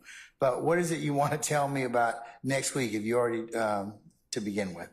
Just that we have identified 2 calls, 2 jail calls that we will be sending to the defense as one of our exhibits. We have photos for demonstrative of the area by the compound where the Lil Wayne bus shooting occurred. Now, the phone calls, you should have sent those 2 weeks ago. Almost 2 weeks ago, right? It shouldn't have been this Friday. It should have been 2 weeks ago. Did you send those to them already? Because we told them which ones they were. We already identified them. Oh, I'm sorry. What Ms. Hilton is telling me is that we served them in the Little Wayne bus shooting PowerPoint of exhibits. We are only using 2 of those that we gave to them, and What slides are those on in the little, on this PowerPoint?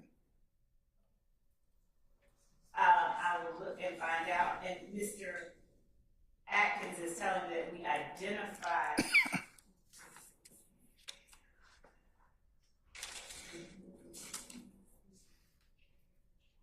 Okay. He identified them only as Jimmy Winfrey jail calls on the slide. On what date?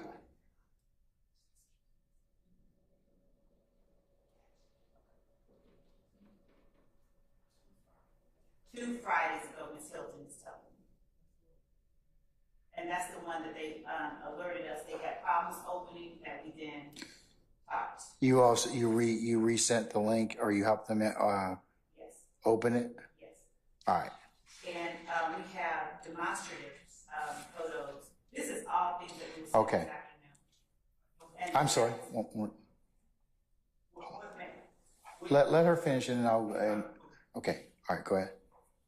And the deposition that was provided, Sorry. as well as a redacted 911 call, and it's redacted to redact the victim's phone number that called 911. Okay, Mr. Sharp.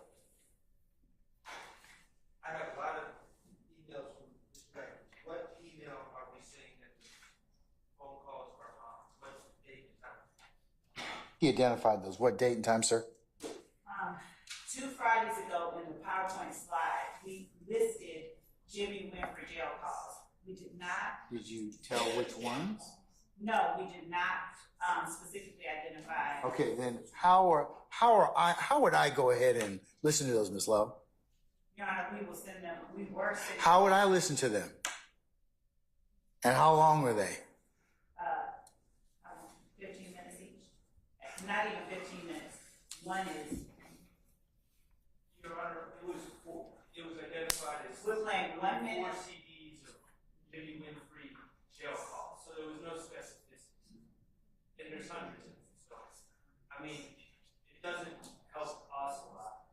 Just say, well, you know, we plan to use as evidence. This is what I mean by I'm gonna start excluding evidence, okay? Because that's not fair to anybody. It's not fair to them, and it's not fair to me for you to stop and for me to then go ahead and take that kind of stuff up.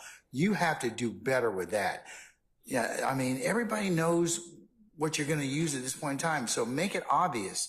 I mean, don't bury the discovery. I mean, I know you sent it to them, and that's technically what you're supposed to do, but if you've got hundreds of calls, that's why, I mean, I think it's only fair for you to identify the calls so they can say that you're going to use, because there are probably going to be objections that need to be vetted, and I need to have time in order to do them. So that's what I mean by planning, and a forewarned judge is a happy judge. I ain't happy when I got to take up matters like this, and I can't, and I've got a jury expectation and management that I have to do. So this is a prime example of you have to flag this discovery and be transparent about what you're gonna use at this point in time. There should be no secrets at this point. I mean, in terms of what's gonna happen. And like I said before, the way that affects this trial is that I gotta stop. So like I told you before, I'm going to start excluding evidence. I mean, I'm just going to do that because that's not fair to anybody, the court. I can't react on a dime like that. Of course, Your Honor, we had no intention of even introducing those things this week. This is for further on, later on next week, if we get to them at all. We just wanted to alert the court that we were sending these exhibits over to them. And it consists of, I believe, the first minute of one call and 5 minutes. All right, I have enough to listen to with this, so I'll take up this, but I would suggest that you all, and then as you all identify calls and identify issues, then the more time you have to work things out, because all of you are seasoned advocates, things that are obviously going to be not played or edited or redacted, go ahead and do that. Leave me with, if you can, with as little as I have to kind of deal with, so that it just makes the presentation a lot smoother and a lot faster. We will do that. We will talk with counsel for this finish up. All right, so anything else before tomorrow morning? I'll listen to the phone. I'll listen to the jail calls. We'll come at 9:30. I need to see that case law. Ms. Love, when are you going to send those calls out? When are you going to clip those calls? I'm filling in the 2 form right now. I'm sending it right now.